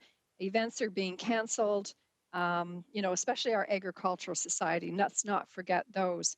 And if I can, to our city manager, Jeanette Smith. Jeanette, it's good to see you. I know that you mentioned your comments about working with the United Way and working with the Community Foundation as key funders within the community. But please make a note that neither one of those organizations provide funding for charitable organizations within Flamborough. Certainly the United Way does not. And I know they also do not provide any funding for charitable organizations in Glanbrook. And if Councillor Johnson wants to speak to that, I'll leave that up to her. But, please be mindful that this needs to look at the entire city, including the rural agricultural area, the businesses that are out there, the issue of migrant workers, although the federal government thankfully did open that up to allow them to come in. There is an extreme shortage. And in the spring is when they particularly need their migrant workers. MP David Sweet's office has certainly been fantastic, working on a number of those similar situations out in Ward 15. And I know right across Flamborough, the other councillors have had those issues as well. So I'm very supportive at the end of the day. I think sooner as opposed to later, we need to get going on this. And if I can ask, Mr. Mayor, since it's your, and I love the idea of it being the mayor's business development force, by the way, when you're looking at the different sectors, are we looking at including the educational sector as well as the business sector? I know typically when we all have these committees, there's a number of folks across the region that are involved. If I can just ask you that question. That's certainly something to contemplate. I think we'll certainly ask the Norm Sleehan and their team to consider that as part of the terms of reference. I mean, there's multiple impacts, and so when we're looking at academia, I think academia would include not only the major university and college institutions, but the boards of education, and how do they fit into this potential recovery and the work that they're doing, and they construct a lot of buildings in our city they do. on a day-to-day basis, and so there are employment opportunities there that affects the recovery process, probably economic stimulus that comes out of that can probably happen more quickly than anything else, would be a very big factor in this. So you make a very, very solid point on boards of education being represented through this process, because they're a critical employer and construction employer, quite frankly. Yeah, thank you. I'm very pleased to hear that. And as well, providing co-op opportunities for students and, being able to contribute in that way. So I do appreciate, I think it is important to have the Hamilton District School Board involved as well. But again, right across the sector, right across the city, in terms of the different types of industries that are included. And I'll put myself on that list as a counselor who is definitely interested. I mean, economic development has been, certainly a priority throughout my not only term on council, but even in my prior life, and will continue to be. So I thank you very much for this, and to Councillor Ferguson for seconding it. Thank you. Thank you. So let me just, for your timing's sake, I've got Councillors Ferguson, Clark, Wilson, Farr, Johnson, and Nan. Second time. Councillor Ferguson. Yeah, thank you, Mr. Mayor. And I'm glad we're getting out early with this, because it needs a lot of thought and a lot of input to be fair to everyone as we start to roll things back out again and bring the economy back. And so I jumped all over this when I saw your email, and I appreciate you putting it together. And as you said in your preamble, I would be very interested to volunteer as a member of the task force, as a member of council, if that's what you decide to put on. I have a 32-year business experience, and I think I can bring that experience to the table for you if you wish. That's all I got. Thank you.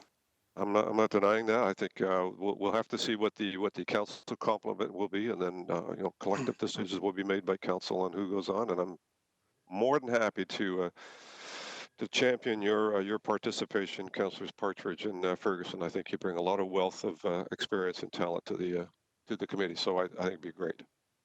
We may have other volunteers as well. Councillor Clark. Thank you, Mr. Mayor. So I fully support the motion. What I envisioned coming back from the motion was a report that would show the impact, for example, on small businesses, on industry, on the not-for-profit sector, on the agricultural sector, on the labor, on the academic sector. So we would actually have a good understanding of what everyone in our city has experienced from COVIDs. And I ideally would love to see breakdowns ward by ward, so we have a better understanding of the impacts in the different wards in our community. I think all of that information would be very helpful in us in terms of now coming up with ideas in terms of how we can support these businesses, how we can provide references, expert advice to assist them in restarting after COVID. So those are my thoughts. I would only suggest that in item C that we would make sure that the impact survey findings are broken down ward by ward. And I'm fine with anyone sitting on it from council, as long as it's not me. That's one more committee than I want. But thank you. Unvolunteered yourself. Okay, so that narrows the focus. Thank you. Thank you. Okay, Councillor Wilson. Thank you, Mr. Mayor. I'm just trying to get a better understanding. I sent you an email, but the intent and the scope of the task force. So if I may, is the intent of the scope more immediate in the sense of whether it's pre-vaccine, assisting our businesses operating under certain restrictive conditions, what they need, how they're going to access those needs, and or is the focus and intent of this task force longer term? And by that I mean there's lots of pontification of what this is going to mean for everything from globalization to the linkage of pandemics with climate change, more of the same. I'm just trying to get a sense of where you're trying to get this community to be ready. And I am also trying to get a sense of the import of other things that we may think about outside the context of just business. So for example, we absolutely know, and certainly this pandemic has revealed, the importance of quality, affordable housing as an investment to ensure we can attract talent, we can keep talent, we can house the workers that we have, and that we have access to affordable housing for those very frontline workers, grocery store clerks who are on the front lines and leading the charge with the capes on, ensuring that our economy is actually kept going by them.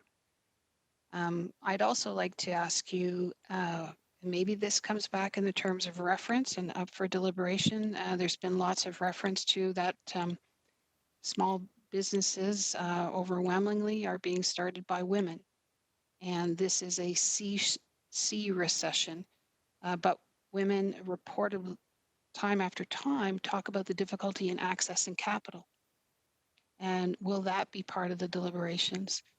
And to Councillor Nan's point of what does recovery look like, again, this pandemic has revealed that when you have too much inequality, it frustrates your overall ability to compete and to be healthy, and it actually adds great cost to society in the long run. So I'd like some feedback from you, please, on the scope and the intent, the horizon of the business recovery plan.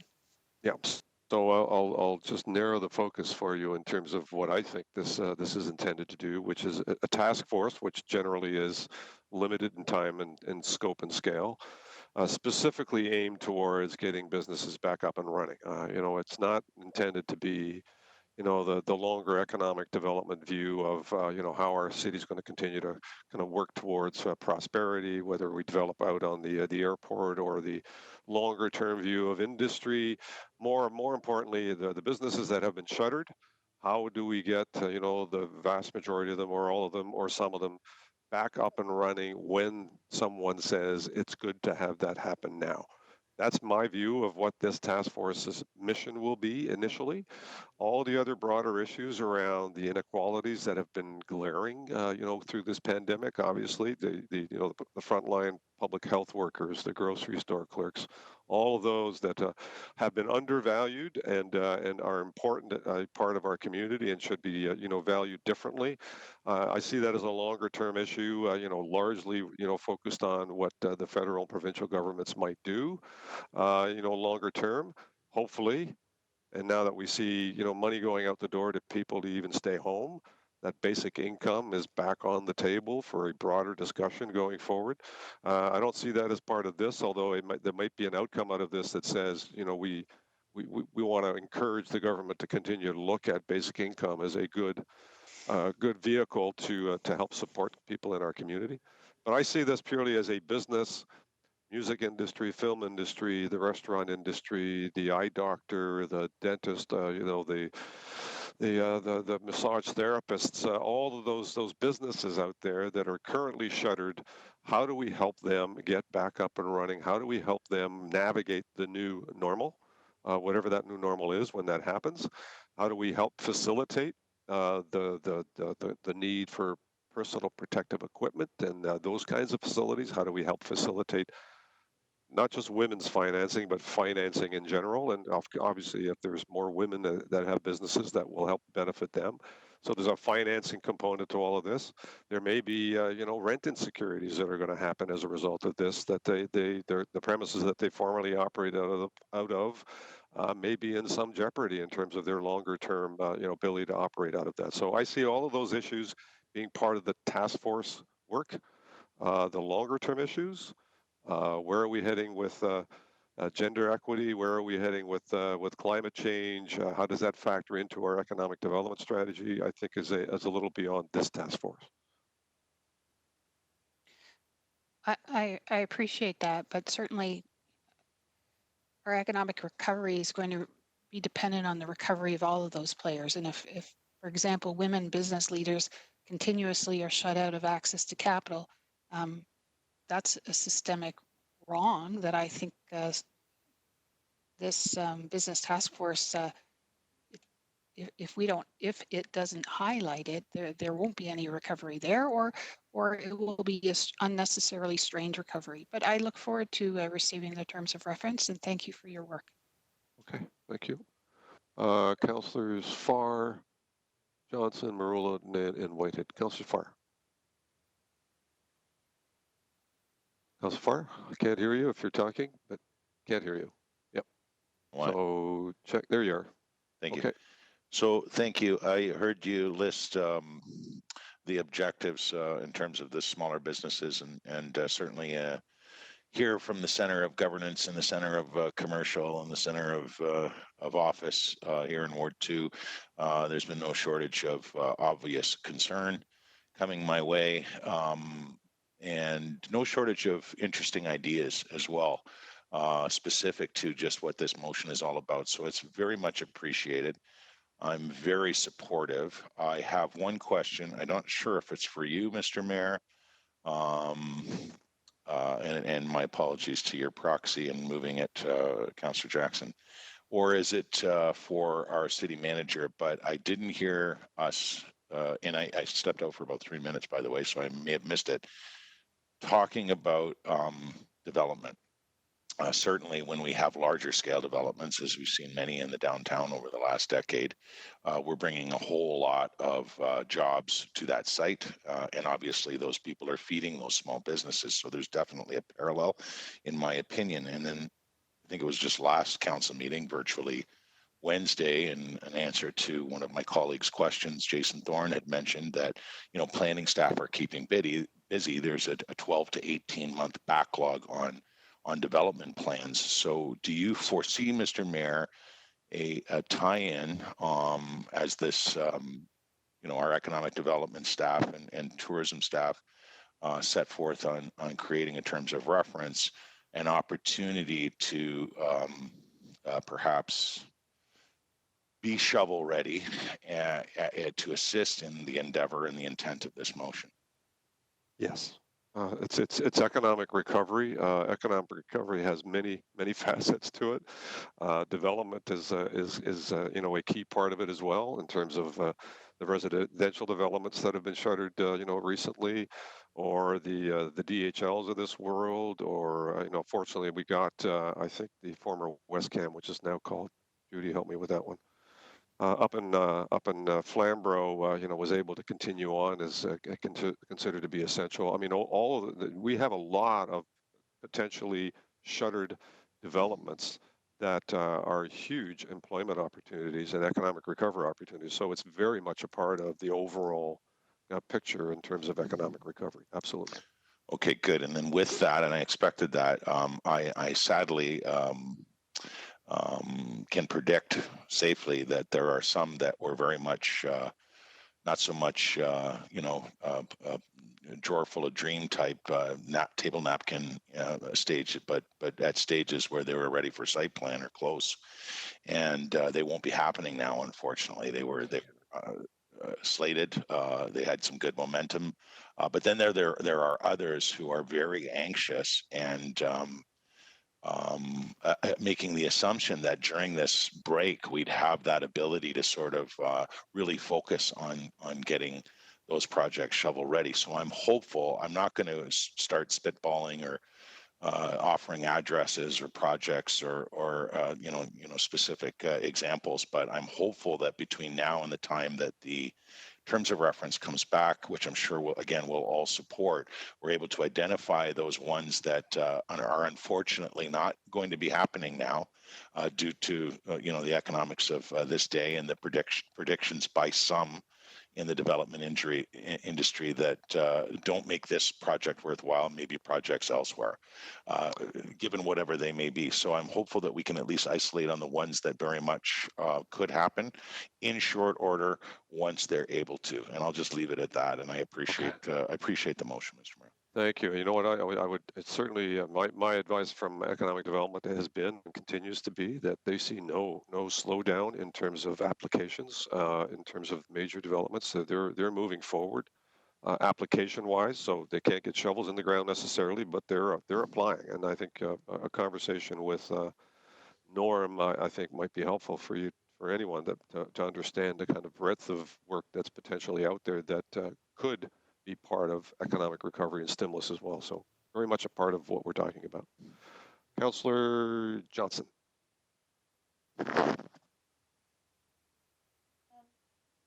Can't hear you as well. So have we muted her, or are we need to do it from here?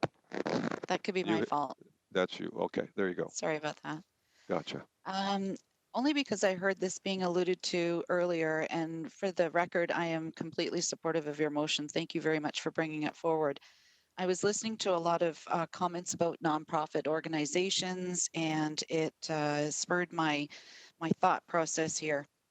As the chair of the Community Enrichment Fund, I had a very good meeting with John Hertel and Mimi John. So for those that don't know that are listening in, it's a granting program that the City of Hamilton has established, and it's got a budget of over $6 million. And it actually helps to grant monies to just over 300 organizations and individuals that provide programming. And I just want to let everyone know that we understand that there are events that are being canceled that used to be funded under the Community Enrichment Fund. We are looking at that. We are looking at even canceled funds cost money. All the organizations, we have senior managers that are in constant contact with organizations and individuals to get that fulsome picture of how they're doing. We're going case by case scenarios, as some of the organizations are now eligible for provincial and federal grants. News is changing at lightning speed. So I just wanted to let everybody know that 100% of all the grants are being currently reviewed for risk management and financial sustainability. Mimi John and John Hertel will be bringing a report to our council meeting in the near future, very near future, to give councillors a good picture of what we're doing so that the programs that are being offered into their community, what's the granting going to look like for that particular organization. So again, I'm very supportive of this motion. I just wanted to put it out there about the Community Enrichment Fund because I didn't know where else to put it in this agenda, but it was really to give everybody a heads up that we're on it, and you'll be hearing about it more very soon. Good to know. Thank you very much. Councilor Marula. Oh, thank you, Mr. Mayor. Just quickly, and I want to firstly thank you for the motion. I think it's very timely and very necessary. The only thing I'm a little concerned about is having been involved, as you have over the last decades, on a number of task forces, is that sometimes we get into discussions and debates and we create terms of reference and we really have little control over it. So when looking at this moving forward and developing those actual terms of reference, I think it's really essential to look at expectations and recognize what we can and cannot control, firstly. Secondly, what Councillor Nan and Wilson have mentioned is actually a legitimate concern, but doesn't belong within this umbrella, but does beg the question, should we not be looking at a task force to deal with the social impacts as well as any other types of impacts? So this is strictly related to the economy. This is something that I think belongs in the hands of the provincial and federal government, not too dissimilar to what they're doing now in making recommendations to deal with the pandemic. I anticipate that they're going to be making recommendations accordingly, federally and provincially, based on my discussions with the governing members of both federal and provincial government, So I think our key in the task force would be, in the terms of reference, is to ensure that we tap in to the provincial and federal government and listen to what they're saying and use their toolbox regionally where we can adapt it, so that it's not going to be a universal approach right across the country. It's going to be regionalized. Again, not too dissimilar to what we're seeing now with this daily briefings surrounding the pandemic. So I think first and foremost, what we should, and I'm sure you've done this in provincial government, is before we look at those terms of reference, really look at it as re-implementing recommendations from the province and the federal government, who really have more control over the economy than any municipality will ever have. So again, I don't want to read tomorrow or hear that somehow we at the municipal level is going to solve this problem from an economic perspective. We're not. But what we can do is we can listen to the province and listen to the federal government and implement their strategies. Also, I like to serve notice, and I'm sure Councillor Nan and Wilson would second this, is that looking at the feasibility of establishing a task force for those social impacts as well. Because clearly everything we do and have done, we social impacts, we have environmental impacts, financial impacts. This is a public health issue. And so far, our entire focus has been on the public health aspect, and that's where it belongs. That and the science, not opinion, just science. And we're doing a great job. But when it comes to unfolding everything else that we're going to be dealing with, there's going to be a lot more room for opinion. And that's when I think the debates are going to get a little bit more difficult to deal with. And that's when we're going to look at what we can and cannot control. And that's when we're going to need the province and the federal government to ensure that they're providing the recommendations we can implement and realistically have an impact on this particular issue.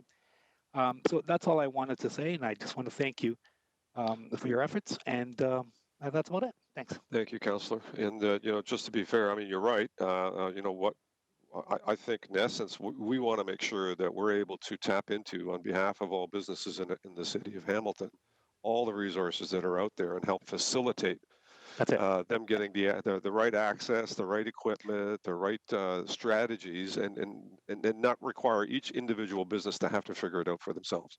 And so I think there's a real facilitating process here. We're not recreating our economy. We're actually helping facilitate the restoration of the economy through the work of the federal and provincial resources that are out there. So you're 100% right. One other thing I'd like to find out is I know that a lot of people are talking about the environmental benefits of this pause. I know it's not the time to actually have staff research this, but I'm looking forward to the data subsequent to the pandemic and assessing how it's helped, if any, from a long-term perspective environmentally, because that data is important because we've never seen this kind of pause before. So it'd be interesting to see how things can actually improve accordingly. Good point. Actually, good point. So a lot of lessons that we learned from this pandemic for sure. I think that's something that we ought to make sure that we focus on, because how we roll out our society from here to forward, I think can be dramatically impacted by what we're seeing happening in the community right now, and all the inadequacies in our society are just staring us in the face. I think they're just visible, more visible than they've ever been. And that certainly, hopefully, will be an impetus to make some corrections on how we deal with those issues. Housing comes to mind, inadequate financial supports for, healthcare workers and grocery store clerks. I mean, all of those are glaring issues that I think are going to be something that our governments are going to have to focus on, as well as municipal government. And I think it's also important Mr. Mayor, that we really emphasize the fact that the pandemic isn't over yet. So this is just something that we're proactively getting ahead of down the road, because we're only halfway there. So at the end of the day, we're just being proactive rather than being in a situation where we're going to have to shut everything down again because we're not listening now. So I appreciate your time. None of this happens without the go-ahead from our federal and provincial partners. Yeah. Councillor, I'm not sure who's first time not. Everybody's second time. Okay. Councillor Nat. Thank you, Mr. Mayor. There you go. Gotcha. So just a couple of thoughts on the last previous comments. Yeah, it's been interesting to hear about the predictions and also observations about the environmental impact of what the pause has created. in terms of air quality, for example. But I think the caution and the less of an opinion, but from a strategic framework, is to be mindful that when we start up the engine again of the economy, that we're not just polluting back into the environment what had been paused by a pandemic and a health crisis. So knowing what we know now, right? What is glaringly in front of us, in front of each one of our faces, we have some choices to make. And I think that that's where the possibility of what the future looks like is something that we all get to lean into as leaders. And it's not about necessarily ideology. It's not about opinion. It is fundamentally about staring at the facts that are in front of our faces and using that information to make informed decisions moving forward, and leading in areas where folks might not operate from a framework that is both equitable and environmentally conscious. But I did have a quick question, Mr. Mayor, on the business impact survey. So I'm not sure who among staff can answer this question, but I haven't personally had a chance to look at the business impact survey. I was just curious, does it cover off sectoral analysis? So will we have a breakdown of the survey that does paint us a clear picture of the impact sectorally? Does it include a workforce analysis as well? Did any of the questions help us when the data gets aggregated? Will we have a sense of how wages were impacted, how health and safety might be impacted, how housing is a concern or is not accessible, how transit is a factor for workers to be able to participate in the economy and get to work on time, childcare, it's a critical piece for enabling not only women entrepreneurs and women business owners, but also women workers throughout all of the businesses in our community. So just curious who from staff might be able to help me I see better Jason understand. Thorne pop up. I don't think that evaluation's been done yet, so the survey's just been completed, I think, a day or two ago, and I think some 750 responses has been provided. Jason, you want to add anything more to that? Yeah, so yeah, through you, Mr. Mayor, that's correct. We haven't distributed anything yet because we just have received the data and we're compiling it. The mayor's correct. We were quite pleased with the response. About 750 respondents, which gave us pretty good, we think, sectoral representation and pretty good geographical representation. So that's good news. And I think to Councillor Nan's questions, some of those items I would expect to be addressed in the data. I haven't seen the responses yet myself.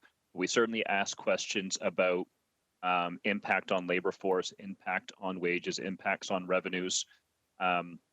Generally, we didn't ask for them to quantify it down to the dollar and cent, but just to get an idea of where some of the trends and pressures were. Yeah. And then we've also asked them about where they see some of the threats and risks and opportunities. So I would expect that potentially some of the issues that Councillor Nan just raised around labor force, labor mobility, those sorts of things may emerge. We asked it as a sort of an open-ended question to see what sorts of responses come back. Okay, thank you. That's helpful. I appreciate the answer. Thanks. Thank you. Councillor Whitehead, second time. Thank you. I'm just shaking my head. And this sounds like the Democrats in the United States wants to socialize economic development. And that's certainly not what this is about. You want to have that dialogue and discussion. I think the mayor made it very clear that discussion will come in regards to what we see as a priority in economic development community. But I thought this exercise was primarily focused at businesses that were shut down as a result of the COVID, and we're trying to transition to just start up again so we can have employment, have people actually making money, and the city could start collecting revenues. Pretty straightforward, simple stuff. So I don't know why it has to be overcomplicated. I thought that's what this is. So could I get some clarity? Because right now, businesses are going to be suffering capital or liquidity. They're going to be suffering from encouraging them to keep the same employees or employees going off in other directions. So being able to secure their good employees they've had all this time. There's some very fundamental issues for our businesses to kick up, start and get to the point where they left off before COVID. I thought this was the primary focus of the task force, not a long term, but this is the short term getting back. So can I have a clarity? Is this long term or is it a short term focus? It is a task force, and you're quite correct that it's focused on getting people and their businesses, whatever that industry business is, back up and running and helping them do that given the federal, provincial resources that are out there and whatever resources we can put together to help them. Yeah. Thank you. So let's not disregard the debate, the conversation around the table about the longer term, how they see it. Clearly, I don't like to socialize economic development. Having said that, that's another day conversation. Right now, it's about let's get all the tools of the toolbox to help these businesses get up and running. Thank you. Okay, Mr. but Mayor, may I- everybody's entitled to their opinion on what they would like to see this process happen, and there'll be varying opinions on that. Councillor Nan, a point of order. Thank you. So What's your point of order? my point of order is that I believe that the previous speaker just tried to put words into my mouth, or is doing that about what other councillors have said around the table, and I don't think it's appropriate. Nobody talked about democratizing our economy right now. Nobody is using examples from the U.S. Debates politically right now. We're having a conversation that's very local right now about a motion at the table that majority of us are supporting, and raising points about analyzing data in order to inform the work that task force is going to So that's not a point of order, it's a point of debate, but I take your point and thank you for that, for sharing that. We have additional speakers. First time, Councillor Pauls.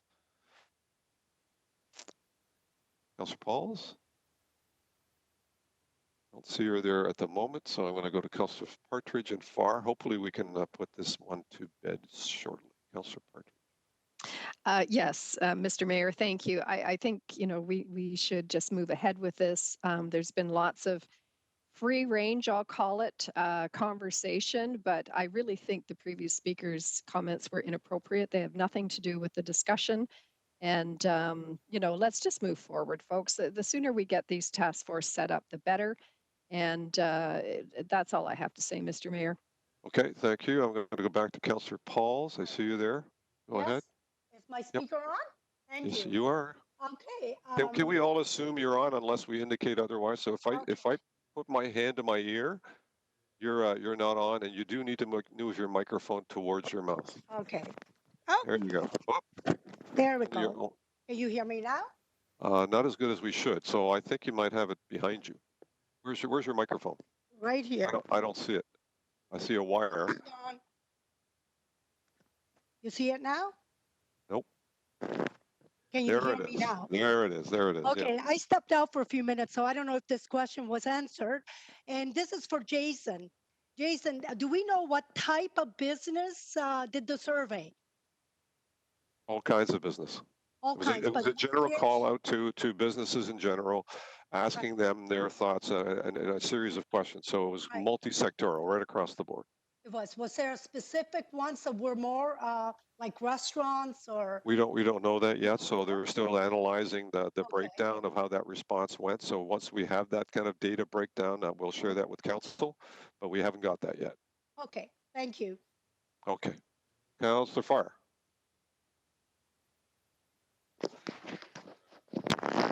Mr. Mayor. There you go. Yeah, I think maybe some of the confusion might be from A in the motion. It did confuse me when I looked at it last night. It says the Mayor's Task Force on Economic Recovery to position the city of Hamilton for long-term economic recovery. This debate today and the questions and comments have helped me understand this better, but perhaps that's the source of the confusion. And I would call the question. And I'll accept that call. Thank you very much. So it was moved by Jackson, seconded by Ferguson. On the motion, all in favor or opposed? Please so indicate when the screen pops up. And thank you all for, you know what, this liberal amount of discussion around this is a very important issue, obviously. So clearly that's going to generate a lot of conversation, as it should. So fair ball and all of that, and there'll be more conversations to be had once we're into relaxing some of this. I think some have said that the relaxing of all of this is going to be much more complicated than the actual shutting down of our city. That was pretty easy, relatively speaking, as hard as it is to do for individuals. But coming out of this is going to be complex and tricky, and we'll still have a virus to deal with when we're out there. So it's going to be very, very challenging coming out of this at any level. Yep. Councillor Pauls, you need to vote or give me the thumbs up if that's easier. The thumbs up. Thank you. Appreciate that. And thank you to Councillor Jackson for so enthusiastically bringing this forward. And, you know, I see nothing but from you. Yes, you're a champion in my eyes. And that's a unanimous support as well. Thank you all very much. We'll now go to Councillor Farr on item 7.1, the downtown mosque call to prayer twice daily during Ramadan. Councillor Farr, floor is yours. Mr. Mayor, I seek to waive the rules. Yes. Councillor Jackson would second that. You would. Geez, you're busy, Councillor Jackson. You're supporting everybody today. So on the waiving of the rules, all in favor, the vote's before you. Thank you.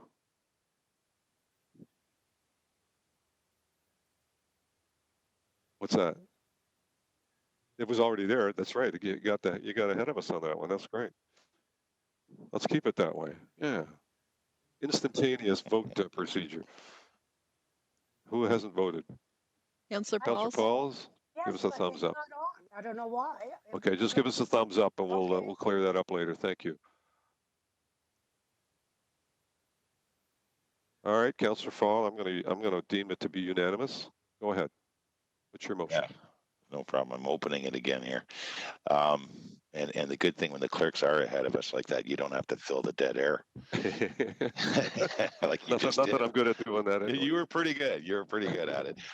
One quick amendment that Clerk Pylon has already said she would fix when she rewrites, but this is moved by myself, seconded by Councillor Jackson, and it says downtown mosque. It should also say in the header on the motion before everyone, downtown mosque and Hamilton Mountain Mosque call to prayer twice daily during Ramadan, 2020. And thank you to Councillor Whitehead for making certain we associate it to this season of Ramadan and not any coming seasons. Whereas the holy month of Ramadan is underway, whereas as a symbolic gesture, the directors at the Hamilton Downtown Mosque and the Hamilton Mountain Mosque have requested a call for prayer at for 2 occasions of a 5-day period, 5 per day, and until Ramadan concludes May 23rd, whereas municipal law enforcement staff may collaborate with the Downtown Mosque and Hamilton Mountain Mosque on an acceptable level to broadcast the Adhan twice a daily. Therefore, be it resolved that the Downtown Mosque be permitted to broadcast outside 2 daily call prayers of 5 each day until Ramadan's conclusion, May 23rd, and that a noise exemption permit be granted to allow for the 2 broadcasts lasting approximately 2 minutes, each at noon and 2 minutes each, 1 at noon and 1 a half hour prior to sunset. So those are the times of day, around noon and around sunset. And very briefly, first and foremost, thank you to Councillor Jackson. We had a very good discussion about that. We are steeped in involvement in our mosques, both on the East Mountain and here in the heart of downtown. Great folks who essentially want to chime their church bells, which we are still hearing across the city quite obviously, notwithstanding the fact, like the mosque, all of our places of worship are not places to be during this pandemic, and it's been a very difficult time for all of those institutions. The mosque is no exception. You'll see the use in the motion, Mr. Mayor, of the word symbolic. I think more than anything in the conversations I've had with Wahid and everyone else as it relates to my mosque downtown, that's generally what is trying to be achieved. In no way, shape, or form, and all of their congregation knows this, is this call trying to bring people together at the facility, at the mosque, or even in the parking lot. This is something that they requested just Monday, hence the late hour on the motion. So thanks for that to colleagues and Mr. Mayor in advance. And it's something that I think they were inspired by when hearing about our friends in the communities to the east who are doing the same just over the weekend. So thank you, and thank you, Councillor Jackson, for the great discussions over the last couple of days. Oh, sorry, you didn't give us the heroes chime in there, Councillor Jackson. Thank you, Councillor Farr. Actually, a great motion, and you know, I look forward to hearing the call out to prayer. I think that'd be a lovely add-on to our broader community, and very, very important for the Muslim community to be able to do this. So thank you for doing that. And I don't see any speakers, or maybe I do. So, Councillor Clark, my apologies. Councillor Clark. No problem. So can I just ask, how do we deal with the churches when they request to ring their bells and carillons or whatever they call it when they have many bells ringing. Do we have rules or regulations about decibels or the length of time? That is a very good question, and I don't know the answer to that. Do you, Councillor Farr? Yeah. Can you hear me? Yeah. Church bells are still ringing. I've heard many occasions church bells ringing, even on the hour, the ones that chime on the hour in downtown. So unless there's something more specific to that question, there's no cancellation of church bells ringing in our community since. No, I don't think that was the intent of his question. I think he was asking what are the rules around when they do, how they do. Oh, then I'm not the guy. I don't know that there are any, to be honest with you. I think that's just been a tradition that has been done. When they chime at noon and at 6 o'clock, as many churches do. Some don't, but many churches do. And at the mass hour, for the Christian churches on Sundays was traditional that they would chime just prior to their mass starting. So I don't think there are any rules, and we'd have to check, Councillor Clark. I'd appreciate it if we can have staff get back to me on that, because I can tell you that from my church, we looked at setting up a bell rack, and we were advised that there were rules about when you could ring them and how loud they could be, et cetera, et cetera. So I don't know if that's true. We want to make sure that we're doing the exact same thing for all denominations within in our community. Absolutely. Sure. Let me ask anyone on staff, and I think Jason Thorne might have a thought on this, or are anyone on staff aware of any rules around bell ringing in their community for churches or denominations, or anyone? Jason? Sorry, so through you, Mr. Mayor, I'll have to go back and check the noise bylaw. My understanding was there was some sort of exemption built into the bylaw related to church bells, but I can't recall, so I'll have to go back and look. But are there decibel requirements? Are there length of time requirements? So you're saying there's an exemption, which basically means they can do what they want. No, through to the mayor. No, I'd like to go back and double check and see what the provisions are. We're all guessing at this point. Let's do that. Councillor Clark, you good? Yeah, and no, the second question here suggestion would be, and I'm not sure who would do this, but there needs to be some form of public education around those mosques so that the people who are hearing the broadcast understand what the broadcast is. That's fair. Yep. And I'm not sure who would actually do that, Mr. Mayor, but the hope would be that before they actually launch into the broadcast, that they actually do some form of media release or communicate somehow to the media explaining what the broadcast is, what it means, what they're saying, et cetera, in the meaning to the faith, so that people would have a better understanding as to what's going on. If they understand it, they're much more receptive to it. So for my part, I can assure you that I will make that part of our town hall, information tonight. And Monday and Fridays, when we do our media availability, I'll make sure that I point that out as well, so people are aware. And beyond that, I think comms should have a look at how they kind of do the broader communications on that. Because I think you're quite right. Some people might think there's something untoward going on, when in fact it's just an innocent call to prayer. So I think people should be forewarned and should understand why it's happening, as opposed to having to figure it out afterwards. So quite right. Thank you, sir. Those are all my comments. Appreciate it. Councillor Marula? Thank you, Mr. Mayor. Just for the record, the Catholic Church has already determined this, and every day, Christ the King, at 9 a.m., noon, 3 p.m., and 6 p.m., it's a healthcare workers dealing with the COVID call to prayer, and they've been doing it since the beginning of the pandemic. So at the end of the day, it's happening, and I know it's happening at St. John's as well. So they're not complaining. So we're not going to create a problem that doesn't exist, and they're already doing it. So I just want to emphasize. I've asked all churches in the community to ring their bells at 6 p.m. Is it 6 p.m. or 7? 6 p.m. daily, in honor of all of the frontline healthcare workers, everyone working the front lines to keep us safe and keep us functional. The Diocese of Hamilton, which also includes Niagara and Bryan County, they've already put that resolution forward. They're already all doing it. So and I was encouraging. They don't need our help. Let's put it that way. No. And I was encouraging all other churches to do the same. Okay, thank you. On this motion, we have moved by Farr, seconded by, I can't recall. Jackson, that's true. Sorry. Yep. Thumbs are back up again. All in favor?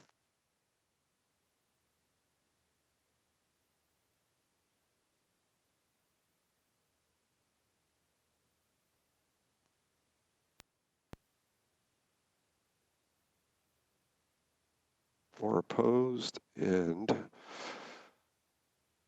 we are going to turn our attention to, sorry, Councillor Paul's thumbs up if you could. Thank you. Any more? Okay. Sorry? You're okay? Yep. Thank you. That was a yes. That's unanimous. Thank you, Councillor Farr. And I'm going to turn to my members. I'm going to start with Councillor Clark. I'm good, sir.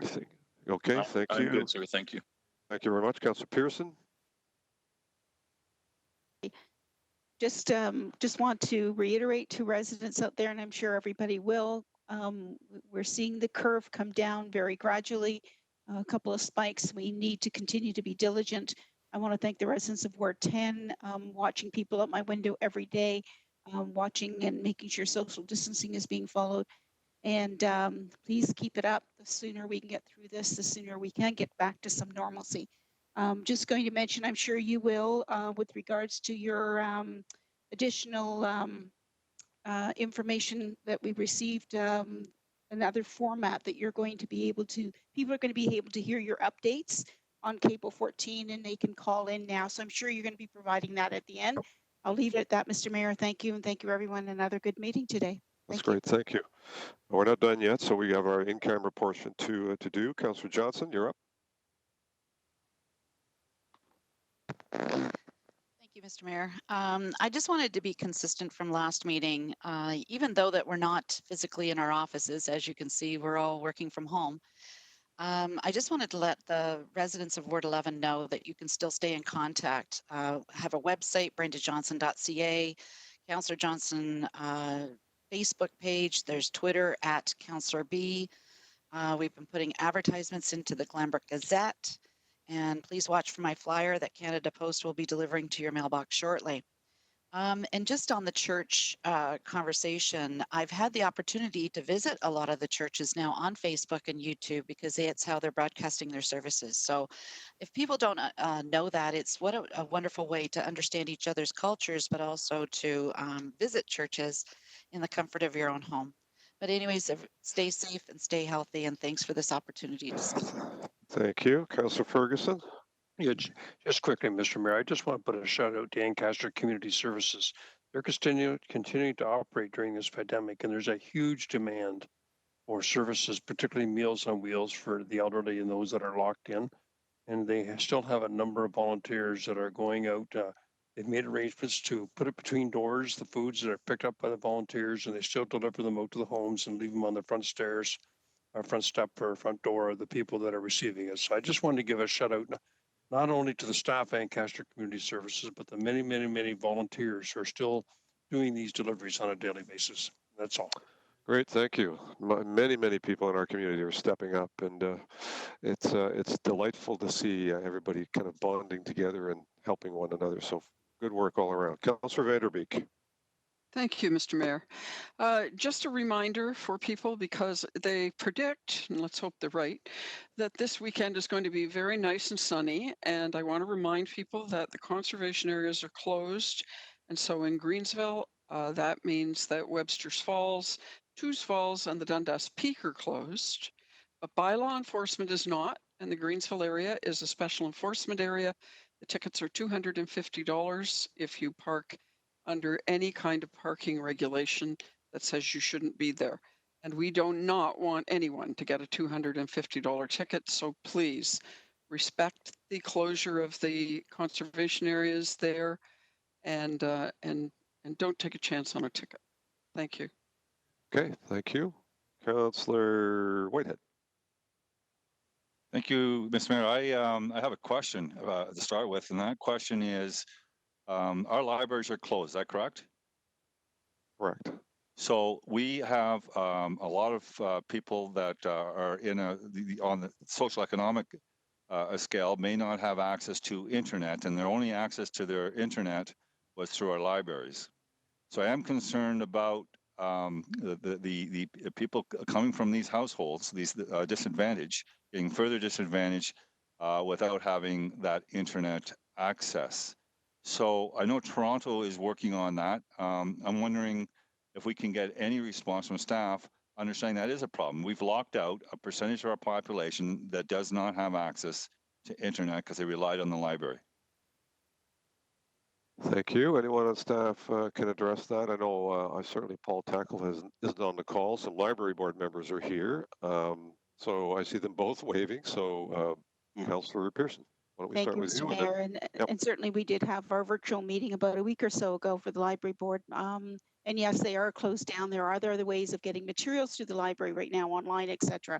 But I will certainly raise it at the next meeting, and I'll follow up after this council meeting with Paul Tackla.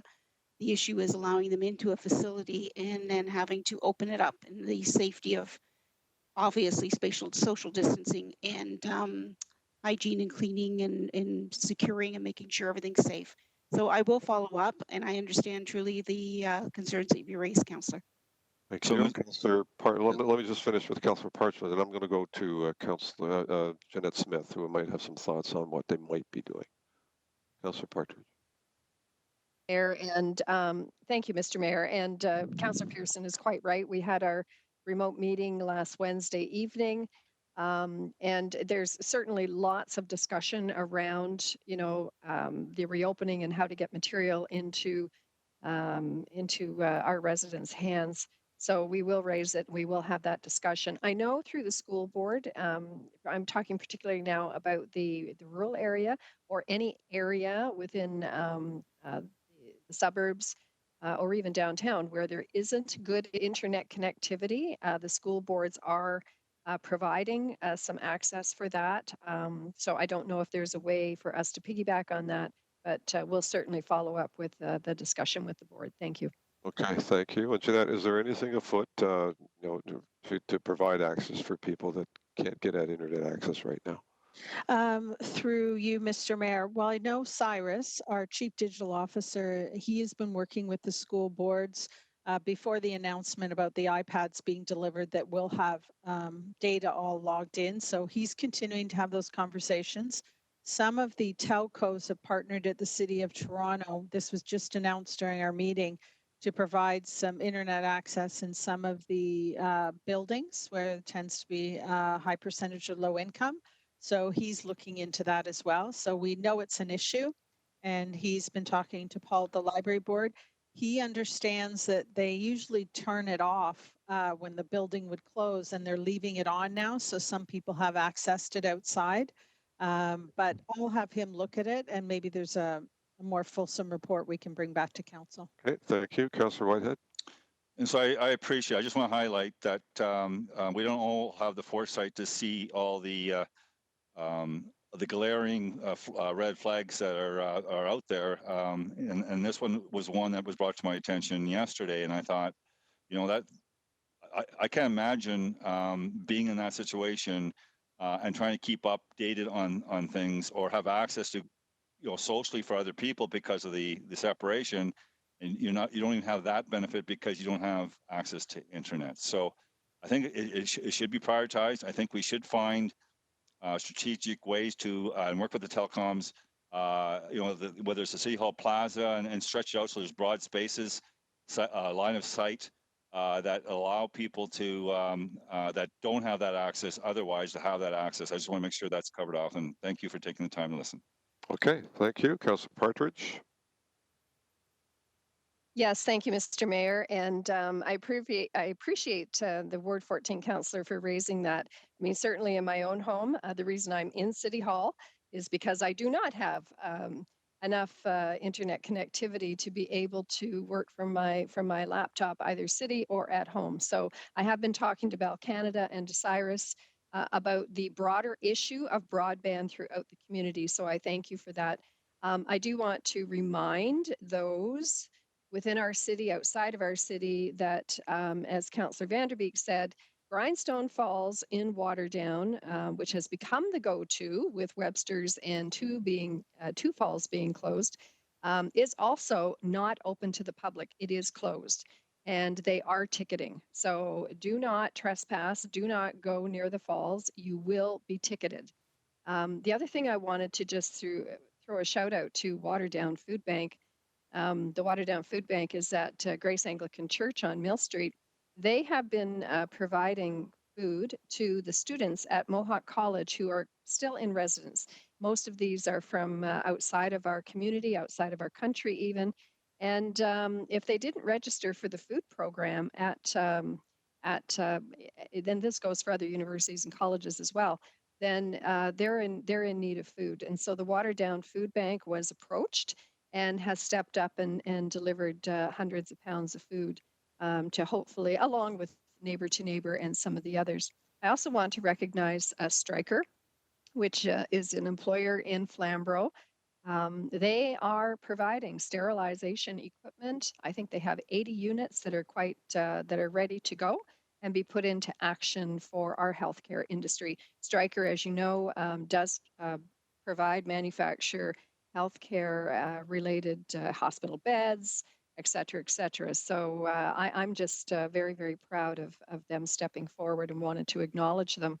And Mr. Mayor, I also wanted to congratulate the Lumco, a large municipality of the mayors, for endorsing the FCM, the Federation of Canadian Municipalities, on their initiatives, particularly for funding requests to help municipalities right across Canada.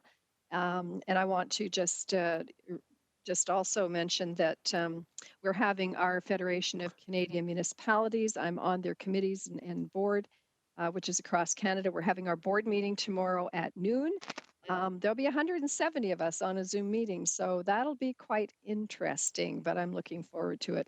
I just want to, in closing, say that to all my residents, Christine and Veronica, although they are working remotely at home, IT has connected them, so all the phone calls, all the emails, everything gets forwarded. They have access to everything.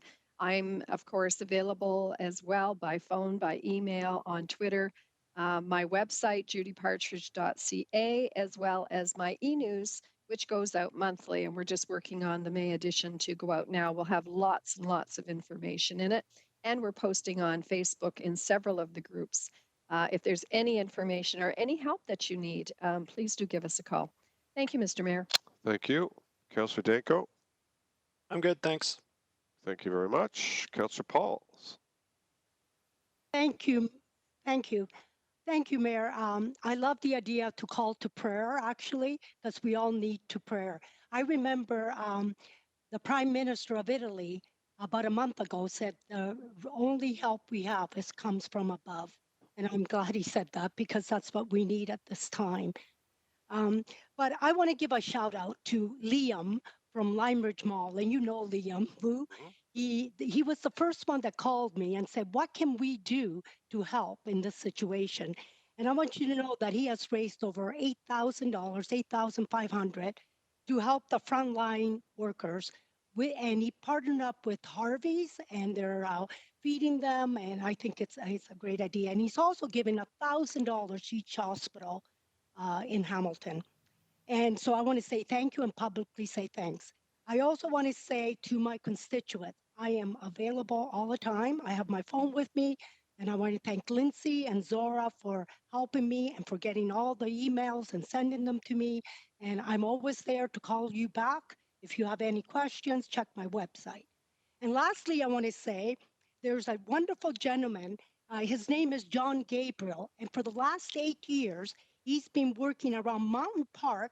And every morning, whether it's winter, summer, fall, spring, whatever the weather, he gets up every morning, and you know what he does? He collects garbage.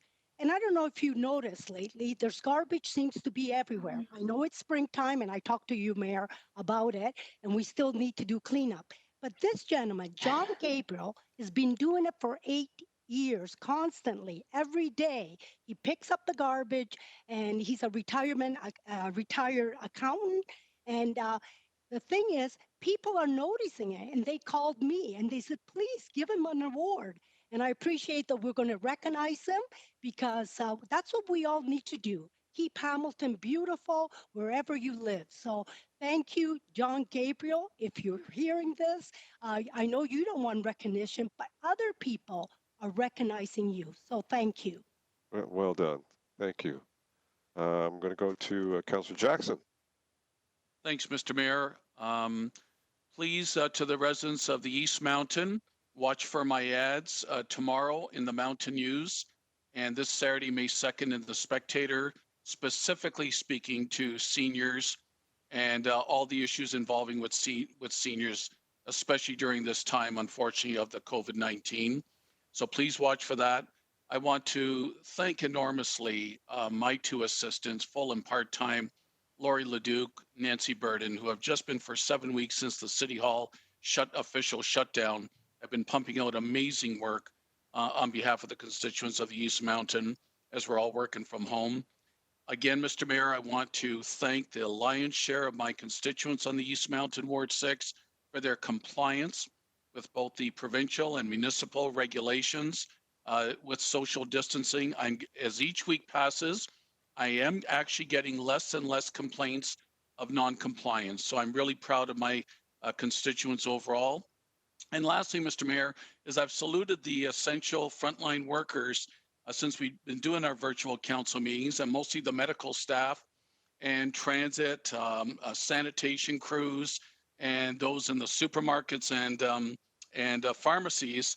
A call came in to me to a friend of mine the other day from a frontline worker at a credit union. And she had heard about my praise of essentials and frontline workers. And she said, could you whisper to Councillor Jackson that don't forget about us in the financial industry, in the banks and the credit unions and other financial institutions. We're available. We're doing our very best as well to keep lines of credits and loans and mortgages and saving accounts flowing. So to those workers as well, I salute them and thank them. Thanks, Mr. Mayor. Great. Thank you very much. Councillor Collins. I'm going to go to Councillor Marula. And just thank you. There you are. Yep. Just quickly, my community meeting was scheduled for this Thursday. It was going to be the 72nd, and in 20 years I've never canceled one, but unfortunately, as a result of the pandemic, we're canceling it. Having said that, the newsletter, which was printed already, has been distributed and is continuing to be distributed, as well as additional COVID information. Over and above that, we did a voicemail drop with not my voice, but that of my assistant, Diane Piedimonte, because people like to hear her voice more than mine, and I don't blame them. And I hope that they seek out all the information that I've provided to them and online, and to continue calling me if they need help, or email me at smarilla@hamilton.ca. And I also want to thank all of the residents for complying. I must say that I'm humbled by their efforts, as well as provincially and nationally. I'm forever comparing our numbers to that of other countries, and we really were blessed only because the wave came from the east, and we were able to get ahead of this. Unfortunately, other countries like Italy, Spain, France, and the U.S. Haven't really responded as well as we have. But we can never ever overstate how important it is to work collectively together, and the people of this country, province and city, are doing just that. So thank you. 100% true. You know, we're only as well off as we are right now because everyone did what they were supposed to do, which is physically separate and isolate as much as possible, and that really flattened the curve. We were prepared for the worst, and fortunately, we got better than that. So that's a testament to all of our citizens doing what they need to do. So, well praised. Thank you, Councillor. Councillor Farr. What about Nan? Is she before me? I'm just messing it up a little. Okay. We Feed the Need, a GoFundMe. We Feed the Need, all one word. If you folks that have been plastering your windows with signs thanking frontliners would like to do a little bit more, maybe give a little and keep it hyper local, a group of restaurateurs from downtown along with a whole bunch of volunteers and friends, are feeding frontliners as we speak. They're feeding grocery store clerks. They're feeding health service workers and homeless. And they're preparing a whole lot of food. They just got going about 3 weeks ago. And they're trying to reach a goal of 50K on GoFundMe. So if you would like to help out some local people helping out, I encourage you to do that. I think I missed last week thanking Michael Andlauer, our Bulldogs owner, and the trucking magnate with 1,600 employees across the country that he's keeping employed, and many of them working off-site sites, I should say. That 100K that Michael donated about 3 weeks ago now to Food Share is good for $300,000 worth of food. And I regretfully, I think, forgot to mention that last week for my downtown business constituent. And finally, rest in peace, longtime City of Hamilton employee, Tim Jacobs. I just got word of Tim's death last evening, and certainly he was one of the greatest characters in this city of great characters. Thanks, Mr. Mayor. Thank you very much. Councillor Nat. Thank you.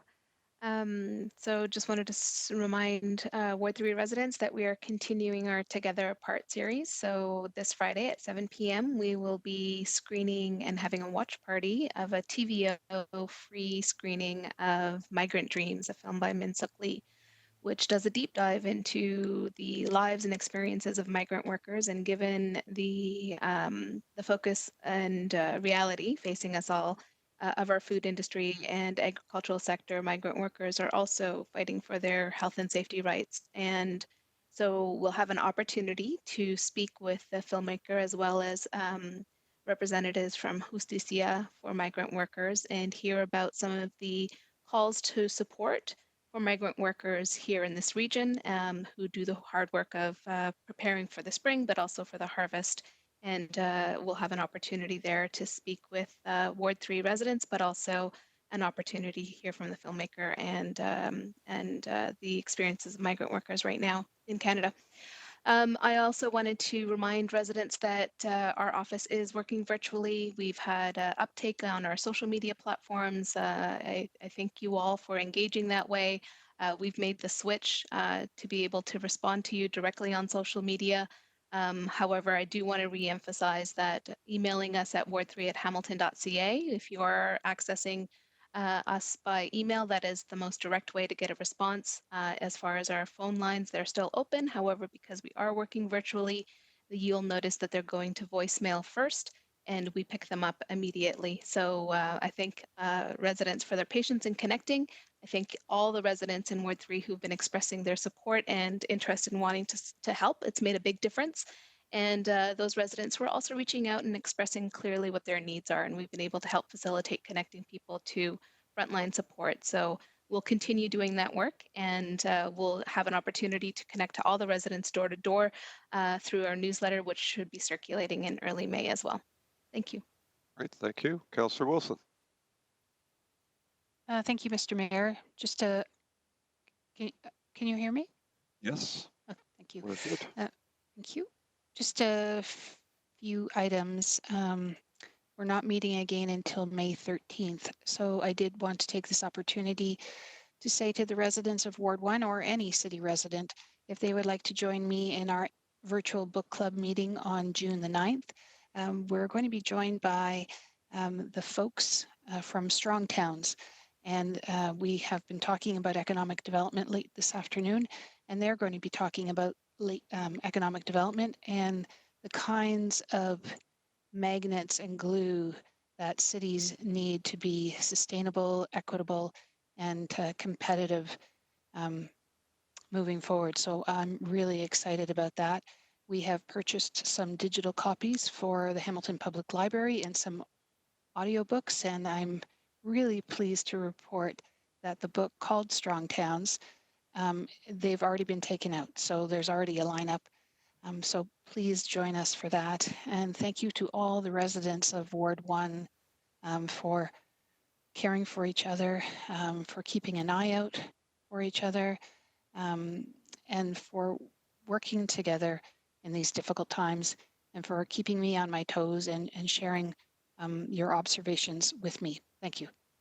Great. Thank you all very much. And we'll look forward to our town hall this evening, and people can dial in from different locations now, including broadcast through cable Cogeco in Flamborough and Waterdown, which has been somewhat missing in previous times. And there's also a call-in option. I don't have the number in front of me, but there's a call-in option as well where people can dial in for the media advisories and for the town hall. So I'm looking forward to having a broader reach of people getting the important information they need to be aware of what's going on and how we are planning on kind of moving forward as we go through all of this. So I don't have any more to add on that. I'm going to ask for the approval of the closed session minutes of April the 22nd, 2020. Can I have a motion on that? Moved by Paul, seconded by Van der Beek, the two first hands I saw.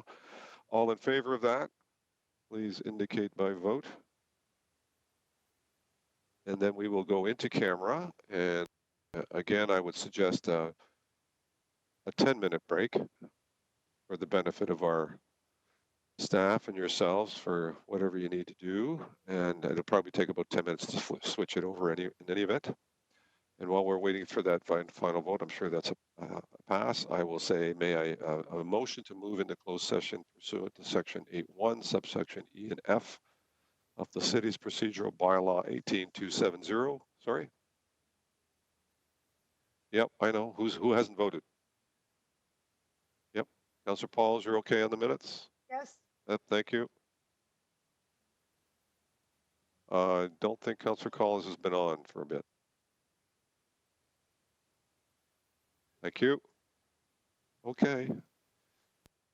I'll take off where I left off. See this procedural bylaw 18270 as amended in subsection 2392, subsection E and F of the Ontario Municipal Act as amended as the subject matter pertains to litigation or potential litigation, including matters before administrative tribunals affecting the city and the receiving of advice that is subject to solicitor-client privilege, including communications necessary for that purpose.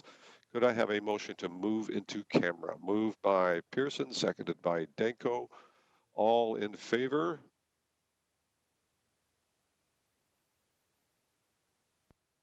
Or opposed?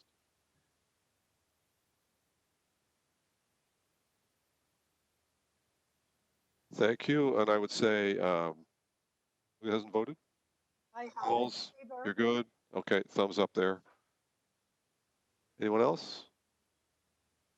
Okay. And that's approved. And so 4 o'clock, if we could, 10 minutes, switch it over, 4 o'clock, be back here, and we'll finish off with the in-camera session.